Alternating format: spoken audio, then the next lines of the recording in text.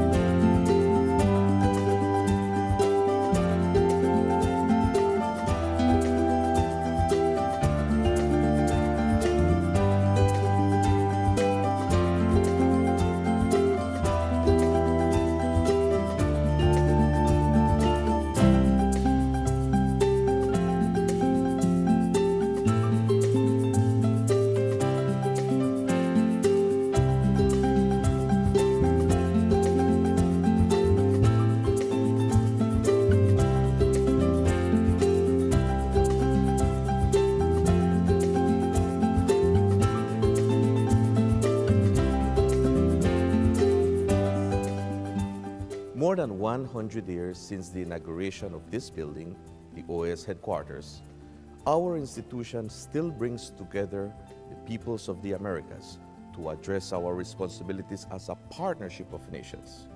As we look to the future, our work must also focus on the construction of a positive agenda that continues to favorably impact millions of lives every day.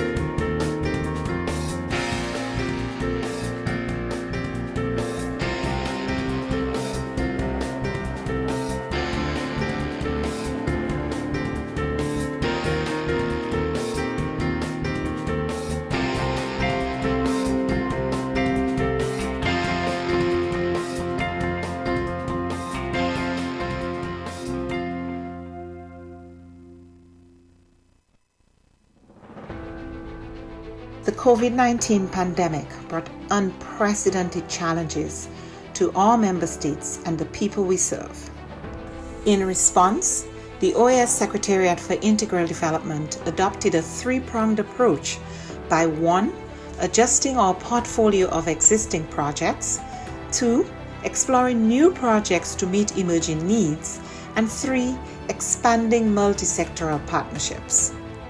The results achieved in 2020 demonstrate the resilience of our member states and the commitment of the OAS SETI to work with member states and partners towards our common goals in the development of our region. Our Network on Competitiveness launched the COVID-19 Ideas Accelerator, sharing 250 tools, health solutions, responses, and recovery plans. The Network for Labor Administration published a portfolio of responses from ministries of labor to COVID-19, sharing over 420 measures taken to protect workers, employment, and income. Likewise, the Inter-American Teacher Education Network series, Teaching STEM in Quarantine, provided 117,000 teachers with key tools to continue advancing STEM education during the pandemic. Through its network and platforms, the Inter-American Committee on Ports promoted international and national best practices, guidelines, protocols, and recommendations on COVID-19 safety measures and continuity of logistic operations. Initiatives such as the Education in Times of Change platform allowed us to meet urgent needs by offering timely tools on virtual education and a dedicated space for ministries to share strategies, actions, and solutions. Other programs such as the Row Fund stepped up, providing emergency grants to offset the challenges imposed on our students by the pandemic. SETI's partnerships are adding value to member states in the form of technical assistance, training, and access to tools and services. In partnership with leading private sector institutions, we offered micro, small, and medium enterprises access to online tools and training, increasing their visibility and participation in e-commerce, a key to their survival and growth in the pandemic and post-pandemic era. A new OAS SETI Facebook initiative provided 85,000 MSMEs across the region with capacity building opportunities and WhatsApp business tools to aid response, recovery, and resilience building. The Caribbean Small Business Development Center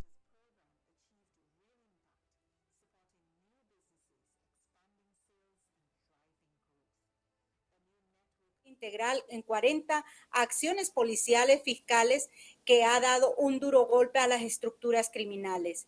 Esto también con el apoyo total del sistema de integración centroamericano se ha arrestado a más de 30 personas vinculadas a estructuras criminales, así como también a funcionarios de primera línea de fronteras y migración se ha estado capacitando contra este flagelo. Las acciones más fuertes contra la trata y la explotación sexual se han identificado precisamente con fines de explotación laboral, desarticulando estructuras con fachadas también de religiosas y el trabajo de explotación laboral. Se cuenta con una propuesta de ley marco para la actualización y armonización y crear las normativas especiales en 8 países que contemplan el SICA. Honduras también ostenta este periodo. La presidencia del SICA, que es del Sistema de Integración Centroamericana y que se está trabajando contra los ciberdelitos, los tipos penales y la efectiva persecución del delito de trata. Con relación a más avances del gobierno de la presidenta Xiomara Castro, en este año 2023 se rescataron 105 nuevas víctimas sobrevivientes de trata. Se ha dado a la CICET como el ente rector del Estado de la lucha contra la trata 2 importantes pergaminos por la transparencia y rendición de resultado y el enfoque centrado en víctimas. La gira nacional que se hizo también con el Congreso Nacional para prevenir la trata de personas con el Foro Cine. También nosotros el año pasado salió Honduras calificado por el Departamento de Estado en el nivel 2. Se entregó también a la presidenta Xiomara Castro un reconocimiento por el trabajo que ha liderado a nivel de los países de Honduras y que ha elevado esta problemática a tema de Estado. La primera mujer presidenta que ha elevado esta problemática a tema de Estado. Por lo tanto, Honduras se ha convertido en un país de ejemplo para los países de la región. Asimismo, hemos trabajado con la cooperación internacional y con la OIM se ha actualizado el protocolo de actuación del equipo de respuesta inmediata y atención integral a las víctimas de explotación sexual y trata de personas con enfoque de género y la defensa de los derechos humanos. Con el trabajo conjunto de UNICEF, se ha estado trabajando de manera coordinada con la propuesta de la reforma al Código Penal 130-2017, específicamente en los delitos de trata de personas y explotación sexual, y se ha anexado precisamente con más de 35 instituciones el trabajo conjunto también con el Ministerio Público a esta modificación del Código Penal. Con la OIM también se realizó los procedimientos de unidades de la CICE, logrando instrumentos vitales de guías de proceso para seguir cada labor y cada institución. Con la Oficina de Bienes Incautados se ha dotado a la CICED vehículos para seguir haciendo el trabajo de persecución, atención a víctimas y prevención a nivel nacional. Con relación al trabajo que hemos hecho conjunto con UNODC, el programa Mentor vino a capacitar a jueces y fiscales. Esto vino a dar un gran realce como país, dado que el programa de mentorías Mentor vino a capacitar no solo al pleno de la CICED, sino a instancias e instituciones, a jueces y fiscales que combaten la lucha contra la trata de personas. En este sentido, tenemos un gran desafío con la región, específicamente hoy que Honduras ostenta la presidencia de la CORER, trabajar en conjunto con todos los países de la región. También se logró la contratación de 11 nuevos agentes CICED, en los cuales también estamos por contratar más para reparar el daño, más víctimas también que vengan a ser parte del programa de prevención que tenemos nosotros y que abandera la CICED. Se han hecho más de 18 convenios de cooperaciones técnicas con la CICED, cartas de entendimiento entre A21, el Instituto Hondureño de Turismo, así también como Calidad de Vida, INAMI, la ANMON, así como también el trabajo conjunto con la academia. Se han firmado convenios y cartas de entendimiento precisamente con la Universidad Nacional Autónoma de Honduras, como también el Consejo Nacional Universitario. El convenio también que se realizó con CILTAC, como también con otras instancias e instituciones que se realizó precisamente con la Secretaría de Educación en Honduras. Estos convenios vienen a fortalecer aún más la lucha contra la trata de personas y tenemos en materia de protección y atención a víctimas, en lo que va del año 2023, se atendieron más de 1,200 personas entre víctimas directas e indirectas. En ese sentido, Honduras como país se congratula con todos los países de la OEA, que son parte de la OEA, decirles que sigamos combatiendo la trata de personas y también hacer un llamado hoy que ostentamos la presidencia de la CORED para aquellos países que quieran sumarse a la lucha de los países de la región, así como de América Latina, puedan sumarse a la CORED, que es la coalición regional contra la trata y el tráfico ilícito de migrantes. Estamos trabajando, la presidenta Xiomara Castro, así como también la presidenta de la Corte Suprema de Justicia, como también el presidente del Congreso Nacional, tienen toda la voluntad para seguir modificando el Código Penal, seguir reparando el daño y sobre todo dando atención integral a las víctimas. Estamos trabajando conjuntamente con más de 35 países, con más de 35 organizaciones que son parte del pleno de la CICED, y precisamente este trabajo lo estamos realizando para dar fiel cumplimiento al convenio internacional, el protocolo de Palermo, que converge en 4 ejes principales, que es la persecución del delito, la atención integral a las víctimas, así como también la prevención y la cooperación. Estamos trabajando en esos ejes principales con todas estas organizaciones que han suscrito convenios tanto con Honduras como hoy que ya Honduras ostenta la presidencia de la CORED, para trabajar en conjunto con los países de la región en la lucha y combate contra la trata de personas. Muchísimas gracias por escuchar nuestros avances significativos que hemos tenido en materia de lucha contra la trata de personas en nuestro país, Honduras. Thank you. The delegation from Suriname has the floor. Thank you, Chair. I am Letitia, and I am the head of the Department of Trafficking in Person of the police force in Suriname. On behalf of the police government of Suriname, I thank you for this opportunity where Suriname also can present some effort in this complicated issue of trafficking in person. In my country, we have established a transit shelter where TIP victims are accommodated during the investigation of our human trafficking cases. We are currently working on our permanent shelter, which still needs to be completed, furniture.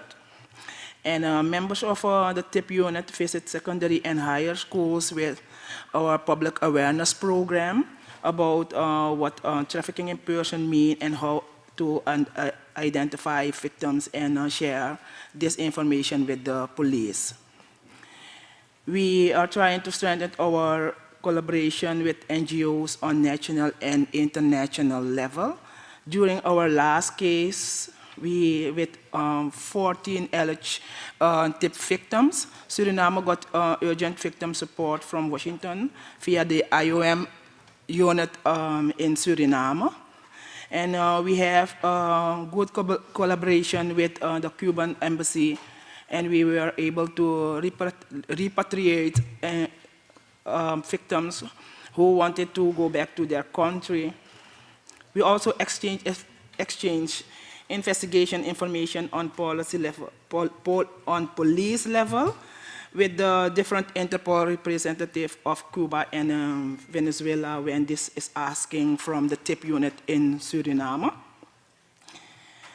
We have written and submitted project plans for institutional strengthening so that we can easily implement our awareness through the mass media. And our website has already been developed in 2021, and we are now working on our victim services and assistance, which is not yet completely off the ground, but we are working on this to complete it in this year. And on the coordination and collaboration from our prosecution office is very good, and we also have human trafficking cases before the court in Suriname. And on the trafficking in person also pay attention on forced labor, due to the fact that on policy level, the government of Suriname has introduced suitable conditions for foreigners such as Cuban to come in Suriname. And investigation on forced labor is to prevent these foreigners from entrepreneurs that want to possibly take advantage of these foreigners. With most of this, of the issues mentioned in the draft work plan, I can indicate that Suriname is on schedule, and we are using guidelines in this work plan to develop our activities on human trafficking. I do not have any comments on the work plan other than that it is being drawn properly, and I will thank you for the floor. Thank you. And now the delegate from Barbados has the floor. Thank you, Madam Chair. The government of Barbados remains committed to fighting the scourge of trafficking in persons. This has been demonstrated by the overall efforts in combating this grave human rights violation affecting men, women, and children all around the world, in peace and during conflicts and disasters. These efforts, which are steered from the Office of the Attorney General, include increasing investigations, public awareness campaigns, and cooperating with other governments and international organizations on law enforcement. Barbados continues to implement its National Action Plan, which is based on the 4 Ps: prevention, protection, prosecution, and partnership. We recently endorsed the Carry Secure, which will provide assistance with public education and sensitization, as well as with a national referral system. Through the establishment of a national task force against trafficking in persons and the Sex Crimes and Trafficking Unit, the government, private sector, and NGO sector continue to have a shared approach to addressing trafficking and irregular movements that take place among people. Madam Chair, Barbados is aware that traffickers capitalize on the widespread human, material, social, and economic losses and the consequent vulnerabilities caused by human insecurity. These crises not only intensify existing trends of trafficking in persons, but they can also lead to new forms of trafficking. With a comprehensive approach to addressing trafficking in persons, the following are noted to advance our common goal. First, a commitment to research, data collection, and case management services. Second, law and policy development, as well as capacity development of the justice system to provide trafficked persons and reduce the risk of trafficking in persons and exploitation. And thirdly, to the strategic strengthening of international cooperation against smugglers and human traffickers and to protect their victims. Madam Chair, because migration is inevitable, it must be better organized through effective regional and international cooperation among countries of origin, transit, and destination, so that we do not leave control of the movement of people in the hands of smugglers and traffickers. Chair, my delegation is obliged to you. I thank you very much. Thank you, sir. And our next to last speaker is the delegate from Paraguay. You have the floor. Muchas gracias a la presidencia. Buenas tardes a todas las delegaciones. Un gusto estar acá. Gracias por la invitación. Gonzalo Fernández, soy coordinador adjunto de la Mesa Interinstitucional contra la Trata de Personas en Paraguay. Brevemente, los últimos avances que hemos tenido, sin antes mencionar que Paraguay será sede de la 54 Asamblea General de la OEA en junio de este año y el gobierno del Paraguay será muy complacido de recibirles a todos los países miembros en nuestra tierra. También tuvimos en diciembre último la visita del director adjunto de la Oficina de Monitoreo y Lucha contra la Trata de Personas, Brian Marcus. Estuvo por Paraguay, estuvo haciendo un relevamiento de la situación de nuestra gestión contra la trata. Hemos hecho los informes pertinentes y las actualizaciones que nos han requerido. También nos encontramos muy comprometidos. El gobierno del presidente Santiago Peña ha dado la instrucción de fortalecer la lucha contra este crimen. Estamos actualizando nuestro Plan Nacional de Lucha contra la Trata, que es hasta este año 2024. Queremos renovarlo por lo menos 2 o 3 años más. También el estacionamiento de nuestro programa nacional, que es cómo el plan se pone en el campo de batalla, digamos. También la suscripción de nuevos acuerdos bilaterales con países hermanos de Latinoamérica, también en Europa. Otro punto que quisiera resaltar es el proyecto de ley de tráfico ilícito de migrantes. En Paraguay no contamos con esta ley, sí tenemos una ley integral contra la trata, pero tenemos un vacío legal que es el de tráfico ilícito de migrantes, que es algo que estamos previendo para este año poder concretar esta nueva ley que va a fortalecer nuestro ámbito de aplicación en nuestras fronteras. También logramos actualizar nuestro protocolo consular en materia de trata. Hemos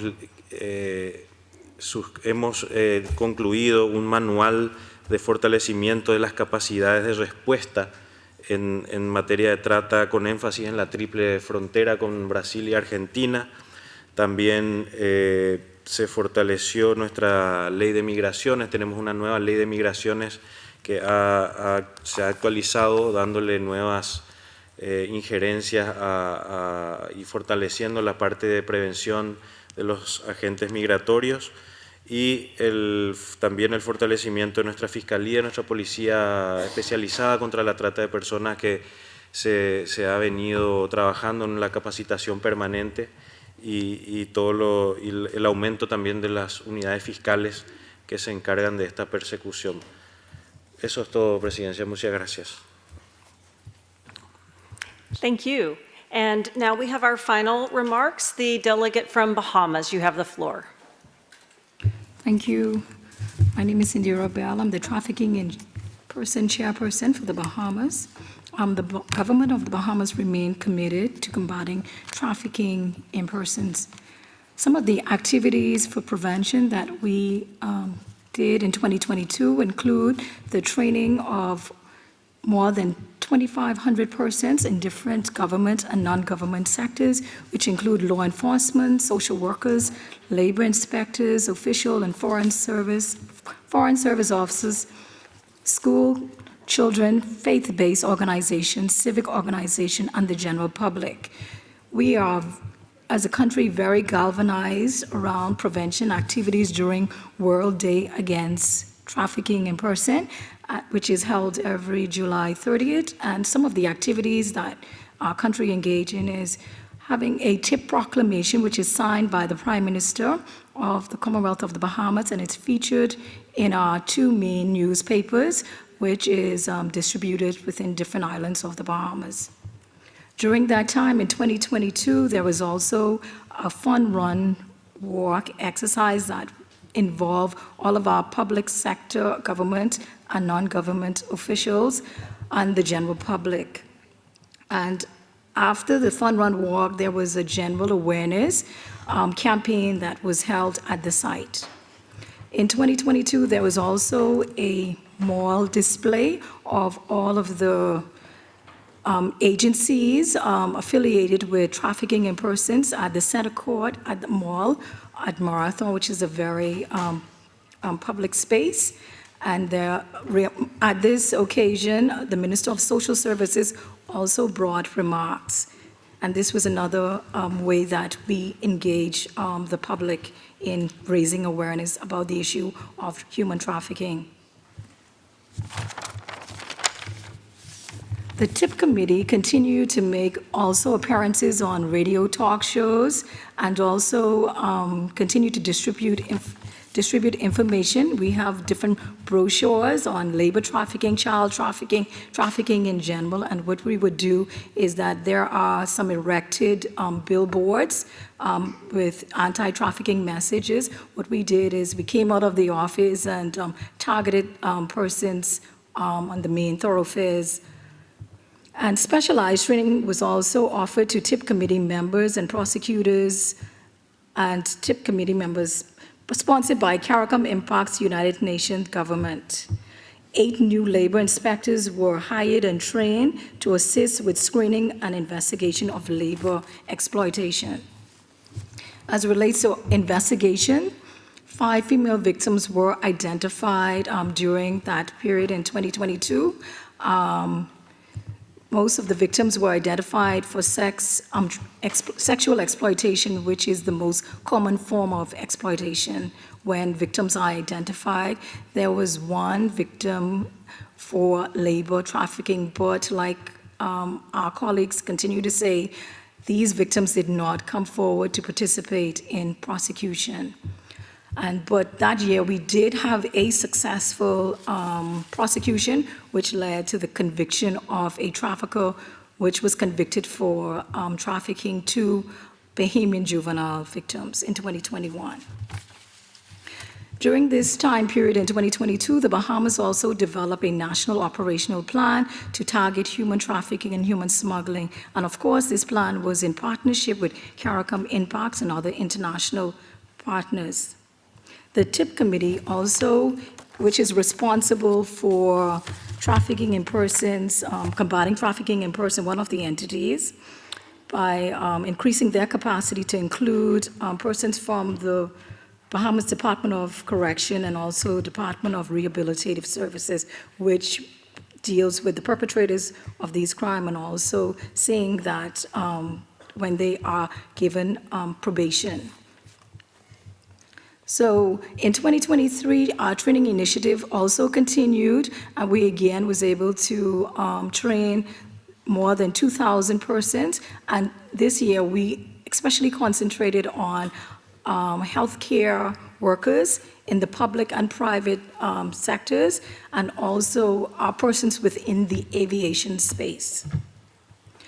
Additionally, we held several prevention seminars to target our youth, seeing that there were two juveniles trafficked in 2022. We wanted to make sure that our youths between the age of 11 to 17 years, boys and girls, were educated as relates to the risk factors and also the protective factors as relates to this. And during these seminars, we collaborated, the TIP committee collaborated with the Child Advocacy Clinic, with the Bahamas Crisis Center, the Men's Desk, which is at the Department of Social Services, and we also had featured speakers in the girls' seminar, including the Prime Minister's wife, Ms. Anne-Marie Davis, who is an advocate of gender-based violence, and we know that trafficking falls within that remit. Additionally, at the boys' seminar, we had the Minister of National Security. He brought remarks to the boys. We also partnered with many of the youth organizations. Say, for example, we have police cadet, police rangers, the Girls Guide, Boys Scouts, and various organizations that boys and girls are part within the community, so that they are aware, and then they also, once they are educated, have the right information, they can also act as peer tutors for persons on this, in this area. In 2023, 6 victims was also identified. 2 matters are pending prosecution, and these are sex trafficking matters. And there is also a labor trafficking matter involving an adult male that is at this time pending prosecution. And in 2023, there was also a successful conviction of a male trafficker who was the co-accused of the 2 juvenile victims, which was identified in 2022. And these juvenile victim was also awarded restitution in the amount of $10,000 each. The last highlight I would like to discuss is TIPCOM, which is a forum of exchange for anti-trafficking entities within the Caribbean. The Bahamas, with the assistance of the United States, hosted this community forum in 2021, and we are looking forward to host this forum again in 2024. So I look for your Caribbean countries' support in this endeavor. Thank you. Thank you. At this time, I'd like to open the floor to any of our permanent observers that may want to provide remarks. Okay, seeing none, I'm going to open the floor to any of our survivor experts who have not yet had the opportunity to speak. I think we have a delegate from Colombia here with us. Please, the floor is yours.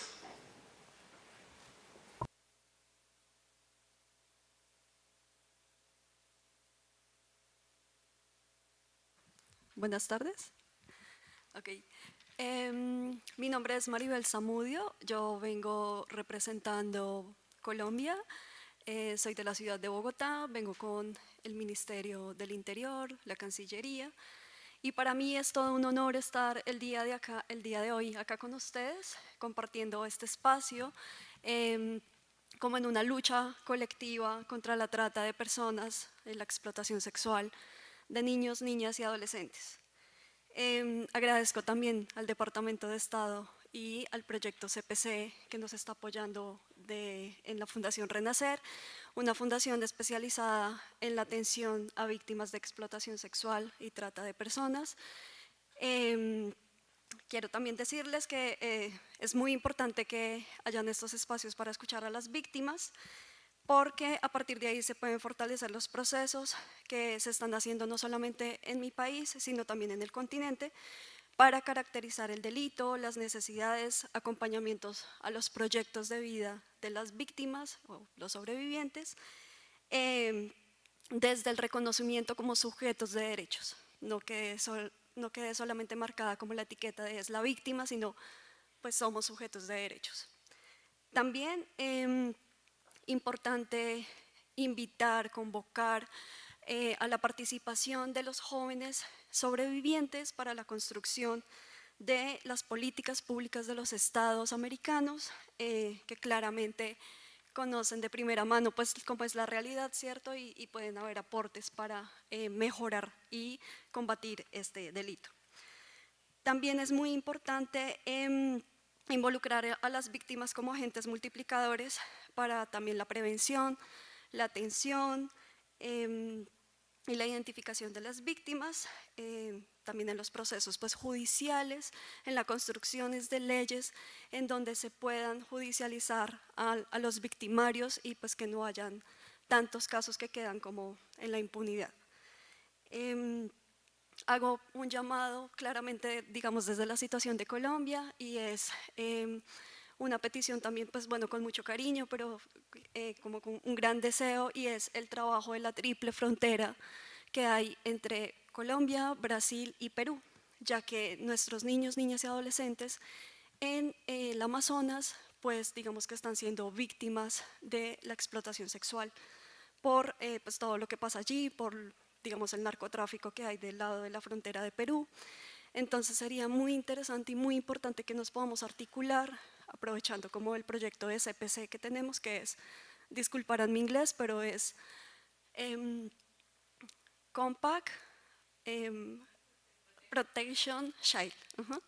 Entonces, aprovechando como este proyecto que tiene la Fundación Renacer, junto al CPC del Departamento de Estado, podamos articularnos con Brasil y Perú para combatir este delito. Muchísimas gracias.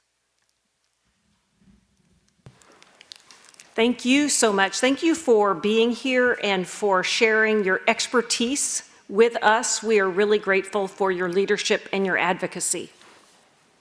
At this time, we're going to turn to the next item on our agenda, which pertains to matters associated with the third work plan on trafficking in persons. We really wanted to prioritize all of the great remarks and robust discussions from the different delegations. And so we're going to try to get us back on schedule by modifying this next session.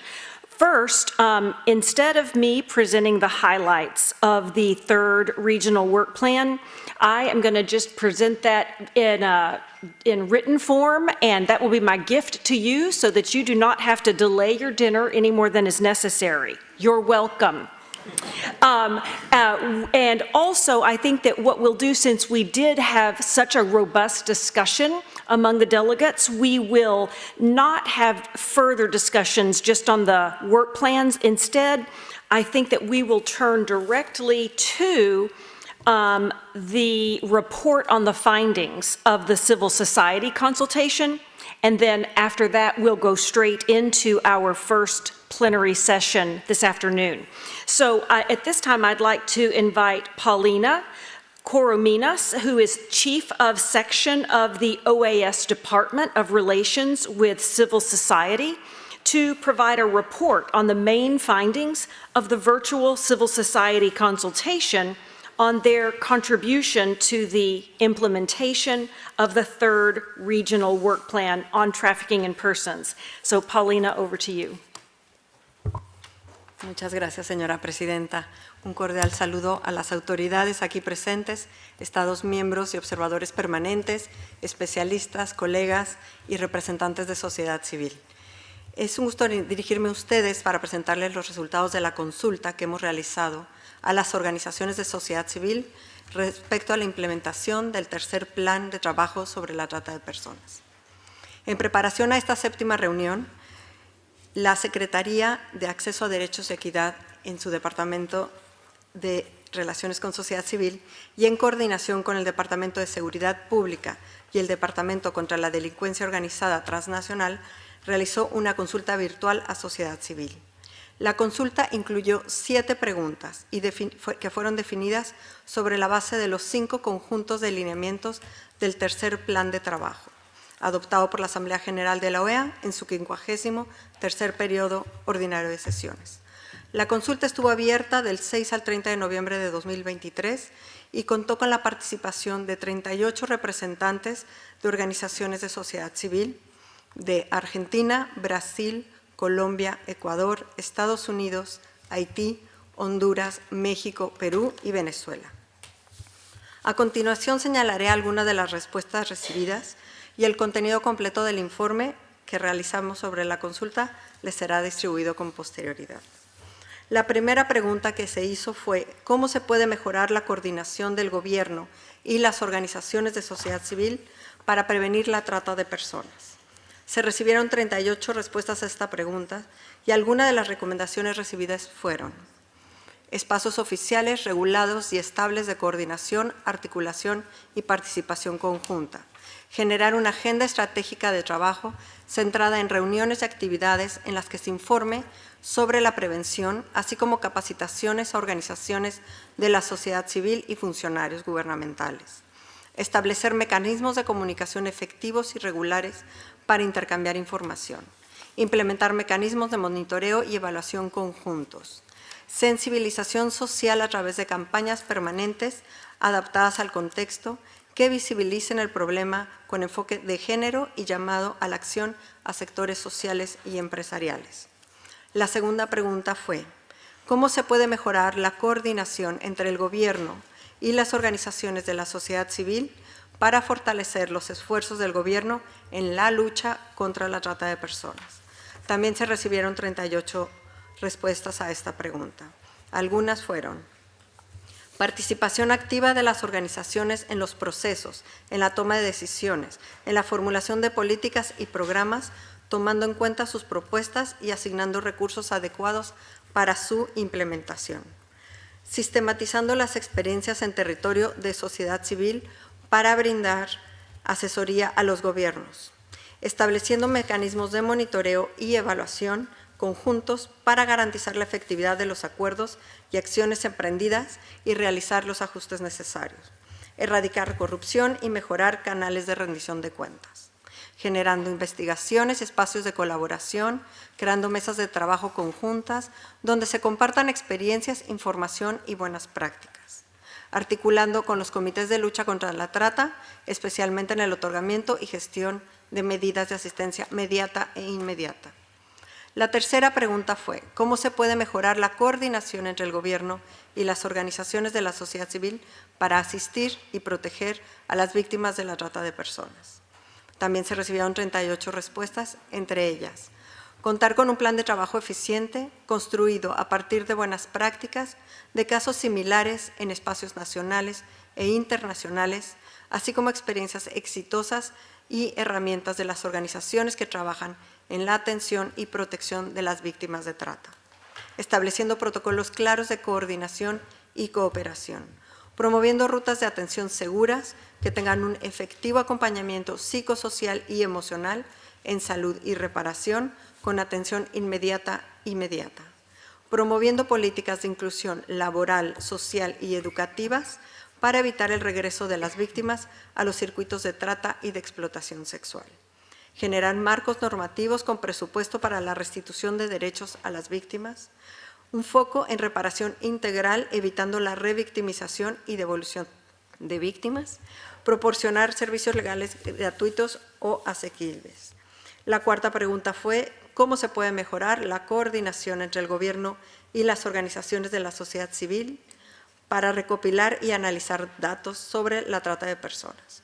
Se recibieron 38 respuestas. Algunas fueron creación de plataformas de intercambio de información que permite el manejo, unificación y articulación de bases de datos cualitativas y cuantitativas a nivel nacional e internacional. Mayor inversión gubernamental en tecnologías que les permita a las organizaciones suministrar datos e información. Involucrar a las organizaciones en la planificación y ejecución de estrategias de recopilación de datos, así como en su análisis e interpretación. Realizar investigaciones y observatorios interinstitucionales con el apoyo de las organizaciones de la sociedad civil. E integrando información desde diferentes fuentes, actores locales y sectores públicos. Establecer protocolos claros y estandarizados para la recopilación y el intercambio de datos, garantizando la confidencialidad y la protección de la información sensible. construir un sistema de indicadores sobre la trata de personas con enfoque de género y derechos humanos.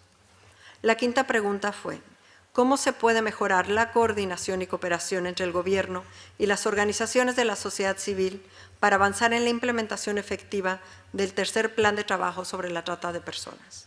Se recibieron 36 respuestas y algunas recomendaciones recibidas fueron establecimiento de mecanismos de diálogo y colaboración regulares y transparentes, aplicar un enfoque interseccional y tener en cuenta la situación y contexto de distintas poblaciones y grupos vulnerables, crear grupos de trabajo compuestos por asesores, partes interesadas, líderes de supervivientes, representantes de minorías y organizaciones de la sociedad civil nacionales e internacionales, así como miembros de las fuerzas de seguridad nacionales o regionales.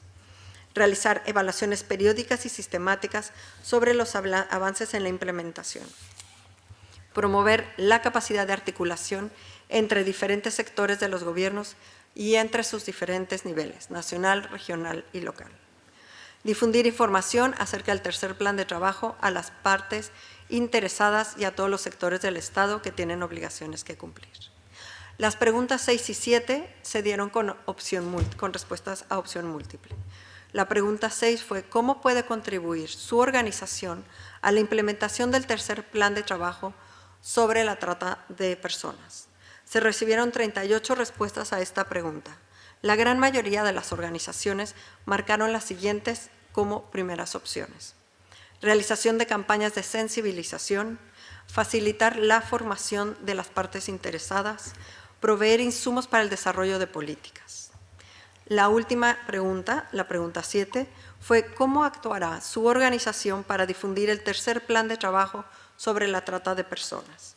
Se recibieron 38 respuestas. La gran mayoría de las organizaciones coincidieron en marcar las siguientes como primeras opciones. Compartir información con personal propio, compartir información en el sitio web, compartir información sobre las capacitaciones y proveer insumos a las políticas. Desde la sección de Relaciones con Sociedad Civil de la Secretaría de Acceso a Derechos y Equidad, aplaudimos la buena práctica de consultar a sociedad civil sobre temas de relevancia que les afectan y de las que tienen conocimiento de primera mano. Confiamos en que los insumos proporcionados por las organizaciones a través de esta consulta sean de gran utilidad para los trabajos que se realizarán estos días y para la efectiva implementación y seguimiento del tercer plan de trabajo sobre la trata de personas. La sección queda a su disposición para seguir apoyando estas iniciativas. Muchas gracias, presidente.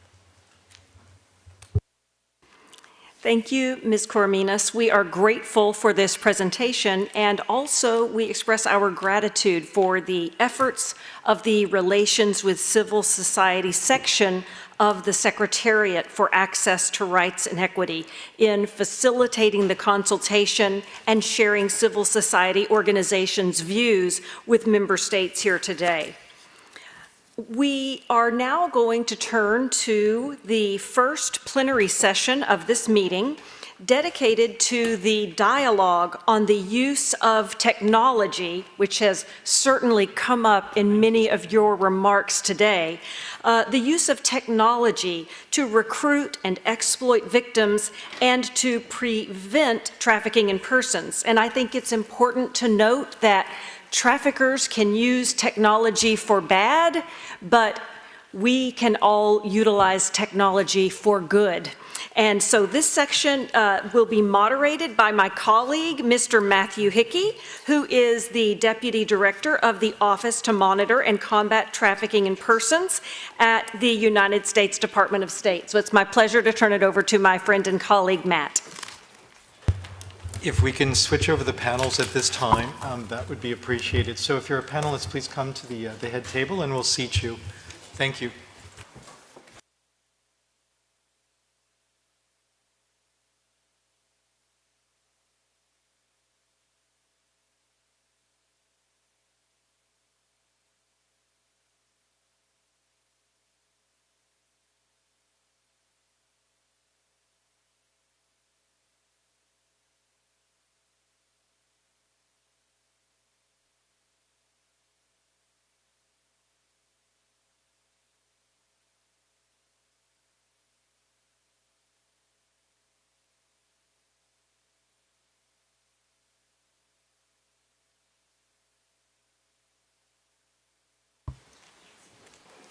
All right, thank you, Madam Chair. As Ambassador Dyer said, my name is Matthew Hickey. I'm the Deputy Director of the Office to Monitor and Combat Trafficking in Persons at the U.S. Department of State. I'm happy to welcome you to the first thematic session of the 7th meeting of National Authorities of Trafficking in Persons of the Organization of American States. This afternoon, we'll have the opportunity to discuss the use of technology to recruit and exploit victims and prevent the crime of trafficking in persons. The internet is part of everyday life of people around the region and the globe. Technology influences the crime of trafficking in persons, presenting challenges and opportunities. Internet-facilitated trafficking has increased the ease and anonymity with which traffickers conduct operations. The use of technology to recruit and advertise to victims can be done through a simple click of a smartphone camera, and use of a webcam or other device to broadcast live commercial sex acts by minors over the internet can be trafficking in persons in and of itself. Despite the increasing misuse of technology by perpetrators, technology can also play a useful role in preventing trafficking in persons, detecting victims, and supporting investigations and prosecutions of the traffickers. The use of technology creates opportunities for national authorities to detect and investigate trafficking networks. Moreover, the internet can be a tool to facilitate support to victims, no matter their physical location, and it can be used for awareness-raising activities to reach a greater number of people, while at the same time helping to reduce the risk of this crime. Our panel this afternoon will have a 90-minute duration, and perhaps we can make up some time during flight, as they say. It will be divided into 4 presentations of 15 minutes each, and it will be followed up by a 30-minute dialogue among member states. The panel will start with a general thematic expert overview by the Organization for Security and Cooperation in Europe, and will be followed by presentations of 3 OAS member states.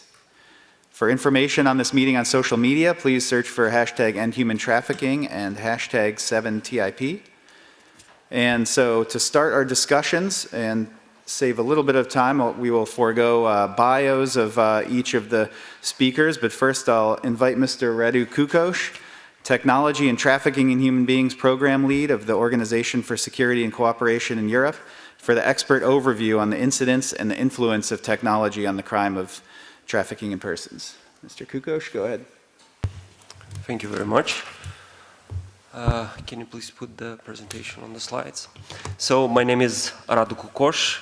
I work in the office of the OSCE Special Representative and Coordinator to combat trafficking in human beings, whom the current coordinator and special representative, I'm sure you know her very well. So I want to start by highlighting that technology is being misused currently during all the stages of the human trafficking crime.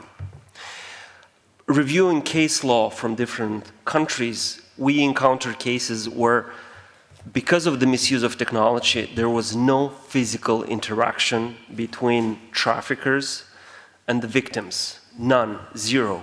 The anonymity was, 100%, so there was no physical interaction. This has an impact on all of us, those fighting trafficking, especially on law enforcement, because these are new circumstances. How do you tackle this new type of cases? So I'm lead on technology and trafficking, but I don't have technology education or background. I have a background in international public law, international relations, but I think this is good because this kind of shows that to work on technology innovation, you don't have to be a hacker or you don't have to be a coder or a programmer. So that's very important. We need more people working on innovation who don't have this technology education. Now, at the OSCE, that's the OSCE area. We have 57 OSCE participating states. We're the biggest regional security organization in the world. From Vancouver to Vladivostok, we have countries including from North America all the way to Mongolia, Central Asia, and so on. But we kind of overlap with some countries of Organization of American States because US and Canada, they are OSCE participating states, but also member states of Organization of American States. Now, each year we have similar meetings of national coordinators in the OSCE area. And in 2019, we have one of the speakers He was a law enforcement officer from Belarus. And his remarks, he said, if you're not fighting tech-facilitated trafficking, you're not fighting trafficking at all. So that was his opening remarks. So you would expect this type of remarks from law enforcement, I don't know, in a country where technology is like really part of life, like innovation is, like, I don't know, US or Western Europe, but it was a law enforcement from Belarus who said that. If you don't fight tech-facilitated trafficking, you're not fighting trafficking at all. Now, what are the UC priorities in this field? We try to develop a response at the platform level. Platforms, online platforms, are being misused by traffickers. So we have to have a response at the platform level. Case-based level is important, but we have to focus at the platform level. We work on harnessing the positive use of technology. Join efforts with and advise the private sector. And we're also constantly looking for new trends and developments, but also new opportunities for cooperation, like today. Now, everybody says usually that technology is a new trend, it's something new, it's just recent, and we have to just look at it and research it. But I want to say that in 2007, there was a comparative report on demand for sex tourism and trafficking in Jamaica, Japan, the Netherlands, and the US. And the report concluded technology has become the single greatest facilitator of commercial sex trade and sexual exploitation. So 16 years ago, we had evidence that technology is the greatest facilitator of trafficking in some countries. So it's not really new. It's not a trend. We're saying it, but maybe we're saying this as an excuse because we didn't really develop a response, a framework to technology-facilitated trafficking. So one of the ideas, I hope, after this event is that the misuse of tech is not really new. It's been happening for the last 10, 15 years. So we have to do something about it. And platforms are being misused. There's a lot of evidence, research, reports from Europol, Interpol, from US NGOs, and also case law from Europe, sites being directly involved in exploitation of victims and so on. But one of the latest trends we've seen how online platforms is being misused is in the war against Ukraine. Because immediately when the war started and Ukrainian refugee went to Europe, we've seen online sexual marketplaces with high risk of trafficking responding. So they have reacted. A prostitution website in Ireland said, if the conflict in Ukraine sparks the fantasies of internet users, there are great ways to satisfy them. The poor is not in it. So they advise, oh, if you have sexual fantasies, come on our website and buy sex from a Ukrainian refugee. We also have seen that in Sweden, 30 or 30 sex buyers were actively searching for Ukrainian women on prostitution websites. So the online platforms with high risk of trafficking immediately responded to this demand for buying sex in context of the war against Ukraine. Although we developed this really simple framework to address tech-facilitated trafficking, especially at the platform level. So we have the research, there's a lot of research, we don't work on it. But the next one is mapping online platforms with high risk of trafficking. We're saying that trafficking is happening online, but we have to be very, very specific. Where exactly online? Where can we find victims online? So what we did at the OSCE, we tried to answer these questions. And in the last 2-3 years, we mapped sexual marketplaces in 40 OSCE participating states.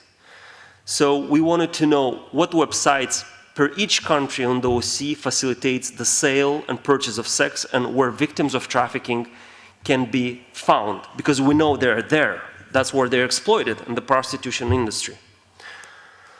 So, and we published the outcome of this mapping in this report, mapping the online landscape of risk of trafficking human beings on sexual services website across the OSCE region. So this is the biggest misuse of online platforms and technology to advertise victims, because trafficking is a financial motivated crime, right? So this report looks at indicators of trafficking. We have results by country and so on, so I advise you to go on our website. We didn't compile just a list of websites per country. We analyzed a lot of platforms. We look at sites advertising escort services, massage services, blotter classifieds advertising platforms, advertising aggregators, hobby boards, and so on. And we didn't just, as I mentioned, make a list of websites. We collected like around, I don't know, 10, 13 data points because we really wanted to know how these websites operate. So we collected their URL, the size, the number of ads, because in your response, you want to focus on websites of bigger number of ads. We'll look at the services, because services could be an indicator of exploitation.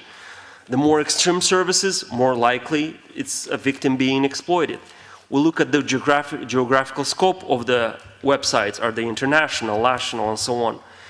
Denotation of ethnicity, national origin, links to social media profiles, the amount paid for services, because this also could be an indicator of trafficking. We'll look at the language, connection with other websites. So we really wanted to do evidence-based research about prostitution websites. So what are the outcomes? 40 OSCE participating states analyzed in terms of online sexual marketplaces, identified 2,895 sexual services websites of different size and business models. On average, this is equivalent to 8.99 sexual services websites per 1 million inhabitants in the OSCE. And at the time of analysis, there were around more than 3 million ads. So that's a pretty big marketplace, right? Of course, that's websites for selling sex. That's not a website for exploiting victims, but victims are advertised on those websites. We also ask our analysts to look at some possible indication of exploitation on those websites. So in one country, a website offered virginity auction for club members, so that's concerning information. In some countries, buyers can rent a person in prostitution for a longer period of time. So when there's no choice, there's no freedom, so that could be an indicator of exploitation. On many sites, the involvement of third parties were observed. Or for example, in Albania, if you want to buy sex in Tirana, you had to call a phone number which is from UK. So that was kind of a proof third party was involved. Same people were advertised in different countries, right, next to the border. So this is the results of our mapping. And as you can see, most of the websites we found in Germany, well, the most were in Russia. Russia was over 300 websites. Well, the country is big, but it's interesting, prostitution is illegal, so why so many websites? So, but this is the result of our mapping of websites. Now, we know these platforms, that they exist, we have to develop a response. So what do we do at the OSCE? At the OSCE, we provided, for example, last year input to European Commission on the update of the EU directive to combat trafficking in human beings, with provisions which would put more responsibility on online platforms to look for victims of trafficking and due diligence. Also, we published a report, Policy Responses to Tech-Facilitated Trafficking in Human Beings, which can serve as a guide to policymakers in different countries on what type of policies they can adopt to address technology-facilitated trafficking. So what recommendation do we have? But first I want to highlight, those fighting trafficking are a disadvantage comparing to online platforms, which are being misused to exploit victims. Online platforms, they have the financial resources, they have their expertise, they have access to data, but they are not responsible to look for trafficking victims. On the contrary, those fighting trafficking will have limited resources, limited knowledge, limited expertise, but it's our primary obligation. Everything is kind of on our shoulders. So there's a little bit disbalance of, you know, possibilities and obligations. So we think that there should be policies to kind of shift this relationship. So on the preventive measures related to online platforms, we advise to implement agent consent verification mechanism, clear publicly accessible content removal request mechanism, conduct regular due diligence of their operations, conduct monitoring for exploitative materials, remove illegal content and preserve it for investigation and prosecutions of illegal act, and report illegal content to appropriate designated authorities. Also, some of the recommendations regarding platforms is to establish liability of online platforms for trafficking human beings that occurs on or is facilitated by platforms, to enact transparency measures, to adopt measures for blocking or limiting access to online platforms that do not implement the required measures for mitigating trafficking risk, assign the appropriate national internet regulatory authority with the oversight of activities. Now, another priority which I'd mentioned at the beginning of our organization is the positive use of technology, how those fighting trafficking can use tech to kind of amplify the response, because I mean, we operate under limited budgets with limited resources, so we have to empower ourselves, and technology can play an important role.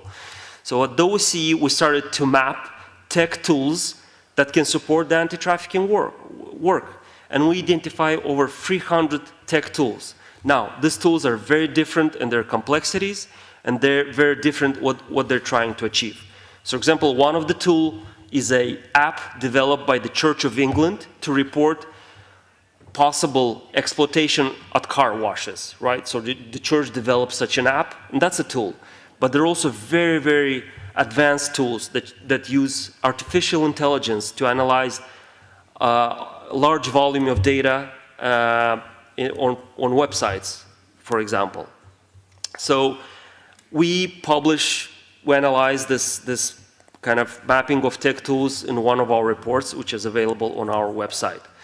Looking at these tools, 46% of them, they refer to labor trafficking, 29% to sex trafficking. Region of operation, North America, Middle East, North Africa, Asia, but most of them are in North America and in Europe. Language available of tools, most of them are in English. Regional tools versus global one. 56% of tools we identified are global in use, 44% are regional in use. We also looked at the type of tools, right? There are victim trafficking identification, awareness raising tools, supply chain management, data trends and mapping, corporate risk identification, and so on. Now, one of the things I want to mention about technology tools, we also highlighted in our report, there's a great divide in innovation between global north and global south. There's much more innovation in the global north. So one of the recommendations for the countries in the global south is to really try and engage with the private sector, of civil society, in the academia, to see how technology can be developed in your regions for your type of issues.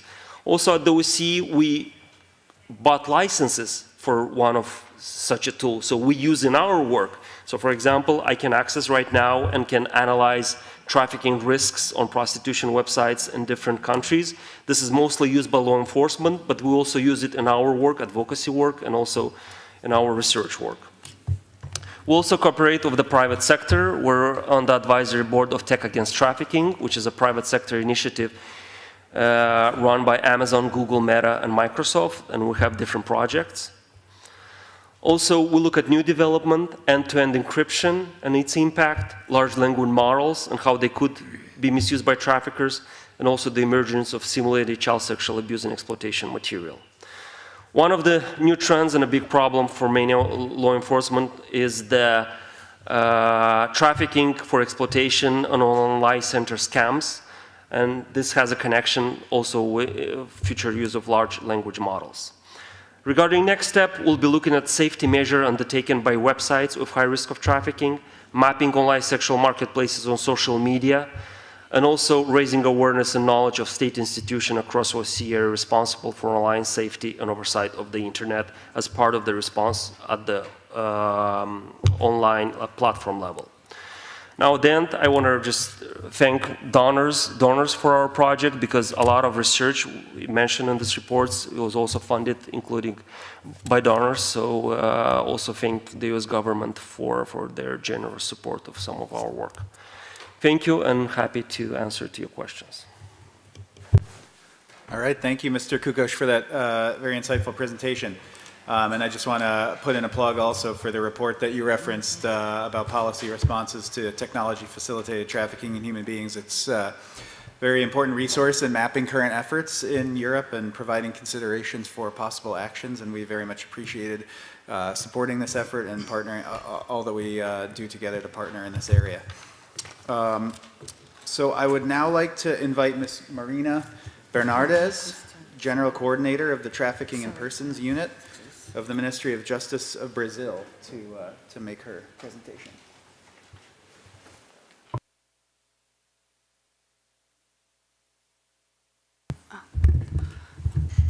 Thank you. Vou falar em português. Como tem tradução, acho que fica... minha apresentação já está disponível no... Ok. Bom, boa tarde a todas as pessoas aqui presentes. Gostaria de cumprimentar a todos da mesa, as autoridades, Estados-membros e observadores. Dizer que é uma oportunidade incrível para o Brasil, né, tá falando um pouco sobre isso aqui nesse fórum tão qualificado e trazendo um pouco das experiências que a gente tem tido, né, no enfrentamento ao tráfico e nas percepções, né, e nas novas dinâmicas que o crime tem assumido por meio das tecnologias. Não sou especialista em TI, mas venho trazer um pouco, né, do que a gente vem observado enquanto a partir do Ministério da Justiça, que é o órgão nacional que coordena essa política em parceria com os estados e os atores estratégicos no tema. Então, só para contextualizar um pouco o histórico do Brasil, né, o país aderiu à Convenção das Nações Unidas e aos protocolos adicionais. Ele, então, vem trabalhando isso desde 2004, especialmente o protocolo de Palermo e o de contrabando de imigrantes, que são os dois crimes que a gente desenvolve a partir da unidade que eu represento e que a gente tem visto o impacto importante da TI nos modus operandi e nas dinâmicas do crime. Historicamente, a gente tem já um arcabouço jurídico robusto em termos de enfrentamento, já tem uma política nacional já sendo implementada desde 2006, já foram aprovados e implementados 3 planos nacionais, estamos indo rumo ao 4º plano esse ano, né? E aí eu registro o apoio do NODC nesse processo e em todos os planos anteriores. Temos uma lei nacional que tipifica o crime de tráfico de pessoas e incluiu o dispositivo no Código Penal brasileiro e outros instrumentos normativos também que regem a temática no Brasil. Rapidamente, em termos de panorama, o Brasil tem uma característica interessante porque, de fato, as duas finalidades mais identificadas são, sim, a exploração sexual e o trabalho escravo, mas a gente tem no Brasil o inverso, em que a maior parte das vítimas identificadas são homens para a finalidade do trabalho escravo. A gente tem vários fatores que explicam isso, né? A gente tem uma política de enfrentamento ao trabalho escravo também bem estruturada e robusta, então já foram criados mecanismos que promovem, né, uma maior identificação, resgate e atendimento dessas vítimas aliciadas para o trabalho escravo. Falando um pouco, então, para entrar já na questão da tecnologia da informação, né, eu quis trazer um fluxo que a gente identificou em termos de país, que começou a ser identificado em meados de 2021, que foram brasileiros aliciados para o Sudeste Asiático, né, para o que a gente chama das operações de criptomoedas e crimes virtuais, cybercrimes. E isso começou a chamar a atenção ali em 2021, 2022, a gente já conseguiu consolidar algumas estatísticas, os casos começaram a surgir por meio dos nossos parceiros nos estados, e foi um fluxo que chamou a atenção porque não era inédito, né? A gente sempre conviveu com um fluxo importante de brasileiros sendo aliciados para a Europa, principalmente para finalidade de exploração sexual, mas a finalidade para cometimento de delitos e num continente que não era historicamente registrado nas nossas estatísticas chamou a atenção. Então, quais eram as características desse fluxo, né? A gente verificou que a maioria eram vítimas que sofreram bastante os impactos da pandemia. Então, geralmente homens e mulheres jovens, e aqui não tinha tanto recorte de gênero, a gente viu que eram homens, mulheres de idade adulta, que muitos estavam em condições socioeconômicas bem delicadas em virtude dos efeitos da pandemia. e começaram a ser aliciados pelas redes sociais, principalmente Instagram, Facebook, TikTok.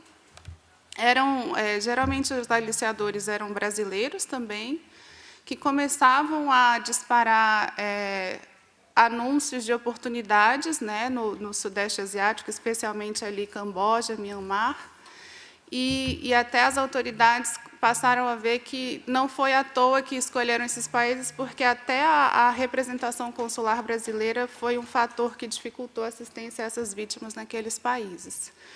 Então, os aliciadores começavam o processo de recrutamento, né, dessas vítimas, divulgando vidas muito bem-sucedidas ali no China, Tailândia.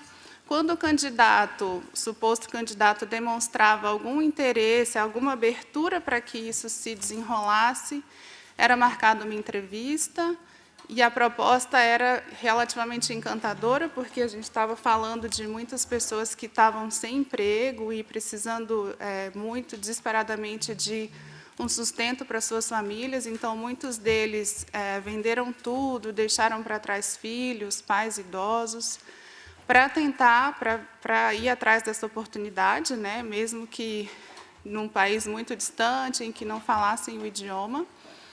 E essa entrevista, geralmente virtual, todas as tratativas eram virtuais. O próprio trajeto era muito característico, porque era muito peculiar, porque não era um trajeto direto do Brasil para esses países, né? As passagens eram oferecidas de forma bem parcial, de um ponto para o outro. Então, muitas vezes, esse percurso demorava de 10 a 20 dias para ser concluído. E, ao chegarem lá, essas vítimas inicialmente eram seduzidas, né, eram muito bem recebidas, com festas e tudo, e depois se deparavam com uma realidade de retenção de passaporte, trabalhos forçados de 10, 14 horas por dia, e obrigadas a cometer delitos até em seus próprios conhecidos, parentes, familiares. Então, a gente se deparou com uma situação de que muitos deles, ao retornar, nem podiam retornar para suas localidades de origem, porque foram obrigados a cometer delitos contra próprios conhecidos e familiares. Então, esse fluxo ele foi extremamente desafiador, porque demonstrou uma fragilidade no Brasil, nesse enfrentamento, de que as autoridades precisavam se coordenar rapidamente para conseguir prestar assistência e retornar essas vítimas para o Brasil, né, com todo o respeito às condições, aos direitos humanos, centralizada na vítima. Então, foi muito, em algum sentido, dá para dizer que foi muito, rendeu frutos interessantes em termos de coordenação entre os atores responsáveis, né, por esse enfrentamento. A gente teve uma operação da Polícia Federal específica sobre isso, tentando entender como se dava esse modus operandi. A Polícia Federal tem já mecanismos para acionar diretamente a meta quando há suspeita de envolvimento por meio das redes sociais, para que os dados sejam preservados. Então, isso já está no protocolo, né, da Polícia Federal nessas investigações. Também, como consequência desse processo, o Estado brasileiro desenvolveu um protocolo operativo padrão, reunindo ali todas as autoridades que atuam na repatriação dessas vítimas, desde a identificação no exterior até a assistência dela no Brasil, e aí prevendo já todos os serviços necessários para o pós-retorno dessa vítima, né? Então, esse fluxo ele foi interessante porque a gente conseguiu organizar as competências de cada um nesse processo, otimizando o tempo, otimizando as informações e garantindo que todos estivessem ali na mesma página, né? Então, ele acabou de ser concluído esse protocolo, a gente está agora numa fase de disseminação, né, desse fluxo. E aí também, falando um pouco mais da estratégia do Estado brasileiro de uma forma mais ampla e não restrita somente ao tráfico de pessoas, recentemente, no final do ano passado, o Ministério da Justiça criou a Secretaria de Direitos Digitais, que é uma secretaria que tem essa função principal de discutir implementar ações referentes à proteção de direitos no ambiente digital. Então, entre outras atribuições, né, essa secretaria vai ser responsável por avaliar e propor medidas que tornem o ambiente cibernético mais seguro para os usuários. Ela também acabou de lançar um programa que a gente chama Programa de Boa na Rede, que é focado para auxiliar mães, pais e responsáveis com informações para proteger crianças e adolescentes durante o uso da internet. Esse programa ele foi muito motivado também por um episódio muito triste que a gente teve no Brasil de violência nas escolas, né? A gente, infelizmente, passou por episódios dessa natureza, então isso fez com que o Estado se movimentasse ainda mais rápido para iniciar essa discussão sobre o uso das redes sociais, sobre regulação das plataformas. Uma outra atribuição é formulação, proposição e implementação de ações de proteção de direitos em ambiente digital, incluindo políticas de apoio e proteção às vítimas, aperfeiçoamento da legislação e cooperação com outros órgãos. E também, recentemente, o Brasil aderiu ao programa AMBER, Alerta AMBER, né? Acho que alguns países aqui devem ter aderido também, em parceria com a Meta. E aí a ideia é que esse alerta possa auxiliar, possa fazer com que os próprios usuários das redes sociais auxiliem as autoridades na localização de crianças desaparecidas. Ele já está em uso em 3 estados e a ideia é ir ampliando a utilização desse alerta para que a gente tenha mais uma ferramenta aí de proteção às crianças e adolescentes. E aí, rapidamente, extrapolando um pouquinho esse tema da tecnologia da informação, como que o Brasil vem estruturando e fortalecendo, né, de forma mais ampla essa política. A gente tem um comitê nacional em que a gente reúne os principais atores estratégicos na temática, e ele tem essa missão de articular, em âmbito nacional, a atuação dos órgãos e entidades públicas e privadas. E eu posso garantir que, nesse próximo ciclo da política, que vai ser inaugurado com o 4º plano, pensar alianças estratégicas com o setor privado é uma diretriz, porque a gente precisa fazer com que o setor privado também se envolva, né, nesse enfrentamento. E como a gente tem um país muito grande, o Brasil, acho que todos devem ter uma noção da extensão, a gente faz fronteira com 10 países, a forma com que a gente encontrou para descentralizar essa política para o âmbito territorial do Estado foi através da rede, que a gente chama de rede de núcleos de enfrentamento e postos avançados.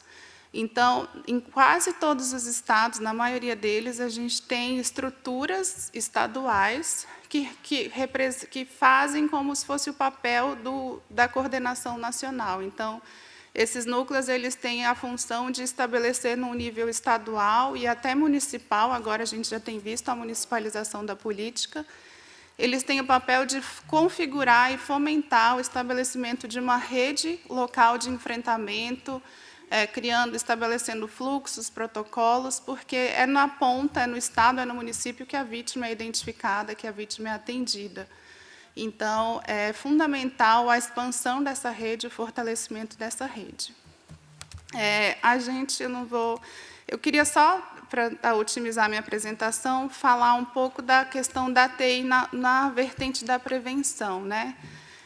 Eu trouxe esse gráfico que a gente acabou de elaborar lá a partir do Ministério da Justiça, porque ano passado, né, a gente iniciou um papel de provocar os atores, os parceiros, principalmente os estados, a pensarem um pouco fora da caixa e pensarem em estratégias de prevenção e conscientização pública que utilizassem massivamente também redes sociais e as tecnologias de informação.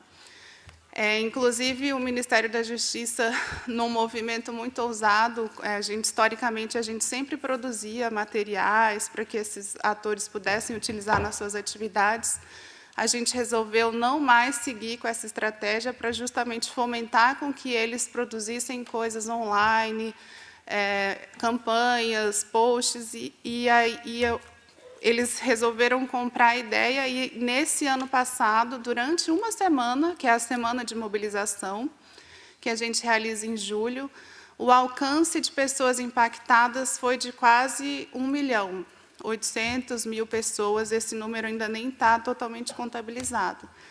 Então, acho que fica também a provocação para que, a gente fala muito sobre isso, né, nacionalmente, de provocar também com que os atores pensem fora da caixa para que a gente consiga utilizar essas ferramentas das redes sociais também como estratégia de sensibilização e conscientização, porque a gente tem visto que a nossa mensagem não estava chegando a essas vítimas, a essas potenciais vítimas. Muitas delas não tinham acesso à informação, não tinham acesso aos riscos sobre o tráfico de pessoas, aos indicadores. Então, a gente precisa, de fato, entrar massivamente nesse universo, né, TikTok, redes sociais, enfim. E eu acho que ainda é um desafio para o setor público conseguir furar essa bolha da comunicação institucional e fazer, de fato, essa mensagem chegar, né, a esse público que é mais vulnerável ao tráfico. E aí, só para fechar minha fala, a gente espera lançar ainda esse ano, de preferência no mês de julho, que é o mês que a gente adota como de conscientização e sensibilização da pauta, o 4º Plano Nacional de Enfrentamento ao Tráfico, que é o instrumento de gestão que vai trazer, sim, a importância de um maior aprofundamento e compreensão sobre o impacto das tecnologias da informação no crime, né, no enfrentamento ao tráfico, em todos os seus eixos, e vai servir como esse instrumento de organização e de priorização das ações a nível nacional. Então, em breve, espero na próxima reunião já voltar com esse plano aprovado. E o 3º plano da OEA foi um dos instrumentos também norteadores para a construção, né, desse nosso próximo plano nacional. E só para fechar, o contrabando de imigrantes ele é um crime conexo que está muito próximo lá no Brasil, porque a gente tem visto cada vez mais situações de contrabando seguindo seu fluxo em situações de exploração de imigrantes, que são mais vulneráveis ainda por uma série de fatores, principalmente o idioma. Então, o Brasil ele é um país de dimensões continentais, ele tem o maior aeroporto da América Latina, que é o aeroporto de Guarulhos, é um país de origem, trânsito e destino, e os diagnósticos recentes indicam dificuldade de coordenação e atuação de organizações criminosas altamente especializadas no Brasil. Então, a gente identificou uma necessidade de incorporar, para além da repressão, novas perspectivas para esse enfrentamento, e aí eu trago as perspectivas de direitos humanos, gênero e prevenção ao contrabando de imigrantes. E, para que isso tudo aconteça, a cooperação internacional com os países da região é fundamental, já que o foco dessa política de enfrentamento é na punição dos coiotes, dos aliciadores, e não das vítimas, e não criminalizar a migração. Então, a gente tem iniciado conversas muito importantes no sentido de aperfeiçoar as estratégias de inteligência financeira, follow the money, cooperação jurídica internacional para aperfeiçoar esse enfrentamento. E aí, na semana passada, a gente fez uma oficina de validação com todos os atores estratégicos nesse tema para construir também um plano nacional de enfrentamento ao contrabando de imigrantes. E a tecnologia da informação tem sido o principal meio para a viabilização dessas rotas e de colocar esses migrantes, muitas vezes, em risco de morte.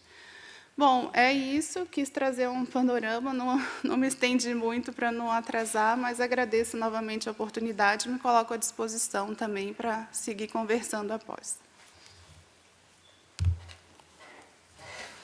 All right, thank you so much, Ms. Bernardes, for that presentation, and very instructive, very useful to hear about Brazil's experience and responses, particularly on the issue of online scam operations and recruitment. So thank you for sharing that. I would now like to talk or transition to my U.S. colleague, Ms. Hillary Axsom, who's the National Human Trafficking Coordinator of the Department of Justice of the United States of America. Hillary, go ahead. Good afternoon, everybody. While my presentation is being pulled up, I will just introduce, I am the coordinator for the whole Department of Justice on trafficking in persons, and I also head the Specialized Prosecution Unit.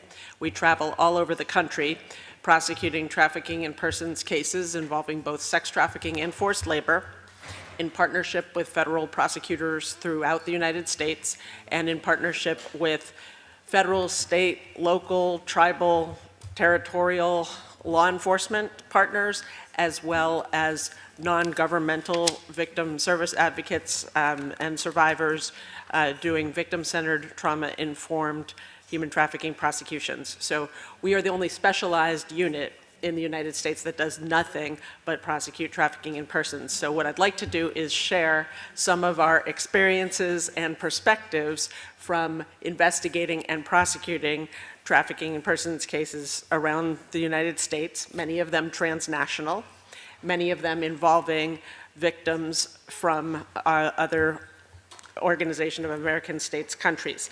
And just to sum up my remarks, the takeaway, the bottom line from all of our experiences is the online aspects of trafficking in persons are complicated.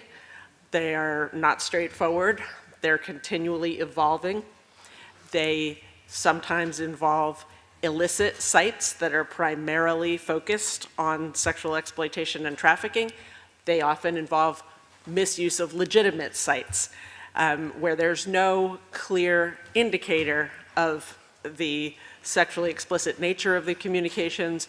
That poses a whole additional set of challenges. So I just want to talk through some of the different models we're seeing of how traffickers are using online capabilities to facilitate their trafficking crimes. So my colleague Radu referred to priority platforms. I think this is a great, useful term. These would be platforms that are primarily trading in sexual exploitation material, either marketing sexually explicit images or videos, or they are facilitating commercial sex dates now, or commercial sex transactions. They're not all trafficking transactions, of course, because commercial sex is trafficking when it involves minors or the use of force, fraud, coercion. But when there's a high volume of commercial sex transactions, a portion of that is trafficking. So these are two of what we would consider priority platforms in the US Backpage and City X Guide. They were essentially nothing but commercial sex advertising with sexually explicit images, and a good portion of those involved force, fraud, coercion, or minors. Not always evident from the advertising itself, but we know from our investigations and prosecutions that trafficking was being facilitated on these platforms over and over again.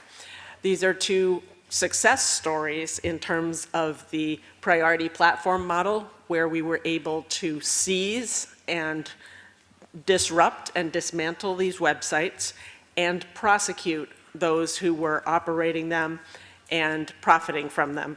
In the case of Backpage, $500 million US in proceeds from facilitating commercial sex acts. But with these shut down, I think it provides a very valuable case study in where these priority platforms fit into the overall threat landscape of trafficking, because it did not end or even noticeably reduce the prevalence of sex trafficking. It has to be done. These are, crimes occurring, and we have to dismantle the websites when we can find them, but we also have to go after the less obvious internet-facilitated conduct that furthers trafficking threats and places victims at risk, but doesn't involve a concentrated level of trafficking and commercial sexual exploitation on the same website. These are the illicit and semi-illicit sites. Some of them are overtly commercial sex facilitators or advertisers. Others are like Plenty of Fish, the logo in the center, purportedly kind of dating oriented, but well known as a place to connect commercial sex buyers with individuals being advertised for commercial sex. This is just a small example of the many sites that recur again and again in our investigations and prosecutions when we are working with victims and we find out how, when, and where they were advertised. There are dozens and dozens of the sites that are frequently used to exploit them. Now, those I categorized as illicit and semi-illicit because they're so heavy with commercial sex activity, but otherwise legitimate sites are used extensively to recruit, deceive, entice, lure, manipulate, exploit. They're used in a lot of ways to make initial contact with vulnerable victims, to gain control of them by sharing personal information that is then weaponized to intimidate and threaten them. We see this over common social media sites, Facebook, Snapchat, Instagram. We see it on very widely used dating sites, Match.com, Tinder, Grindr. These are things that are used for dating. That's not commercial sex, but they are also used by people seeking to recruit vulnerable victims who are later compelled into commercial sex or compelled into forced labor situations once the trafficker has earned their trust and gotten control of them. Craigslist is a general advertising site. Similarly, people will post all kinds of seeking employees at a car wash, seeking models to promote this dance club, seeking actresses. In one particularly cruel twist, somebody advertised seeking actresses to help produce a documentary about human trafficking. That was a front. Lured vulnerable victims who wanted a career in entertainment only to turn around and sexually abuse them and sell them to customers for sex and traffic them. So there is no limit to how these sites are used to deceive victims. This quote here, "If Instagram did not exist, it wouldn't have happened. A mother's search for her trafficked daughter." This is a news story that ran just a few days ago in The Guardian. It was a story about a trafficking victim's family in the United States. Instagram was used to establish contact with this young high school student and to lure her into a life of, for initially promises of parties and socializing, only to then force her into sex trafficking, commercial sexual exploitation. What I want to emphasize here is Instagram gave the traffickers access to this victim who they wouldn't have in-person access to. But none of the exploitation itself occurred over Instagram. Once they established this friendship to let her guard down and started establishing in-person interactions with her, they then exploited her for commercial sex in drug sales houses, they're known as trap houses, where a lot of drug users frequent, and on the streets where street prostitution occurs. They then used sexually explicit images of her to threaten her, and they used personal information to let her know that they knew where her family lived to retain control over her. So I just want to highlight that mix of the combination of online facilitated communications that expands the trafficker's reach, combined with the very traditional in-person means of selling individuals for compelled commercial sex acts and threatening and intimidating people. It's a very complicated situation where these are websites that we can't seize like we did for, Backpage and CityX Guide. They have legitimate uses, but they are also very susceptible to communications that facilitate trafficking. This is almost the converse. I just discussed how Instagram was used for online contact and communication in furtherance of in-person exploitation. These are images of online sexual websites where sexual images and videos are sold to customers. All of these websites, this is 7 different websites, all used by the same trafficker in one single case.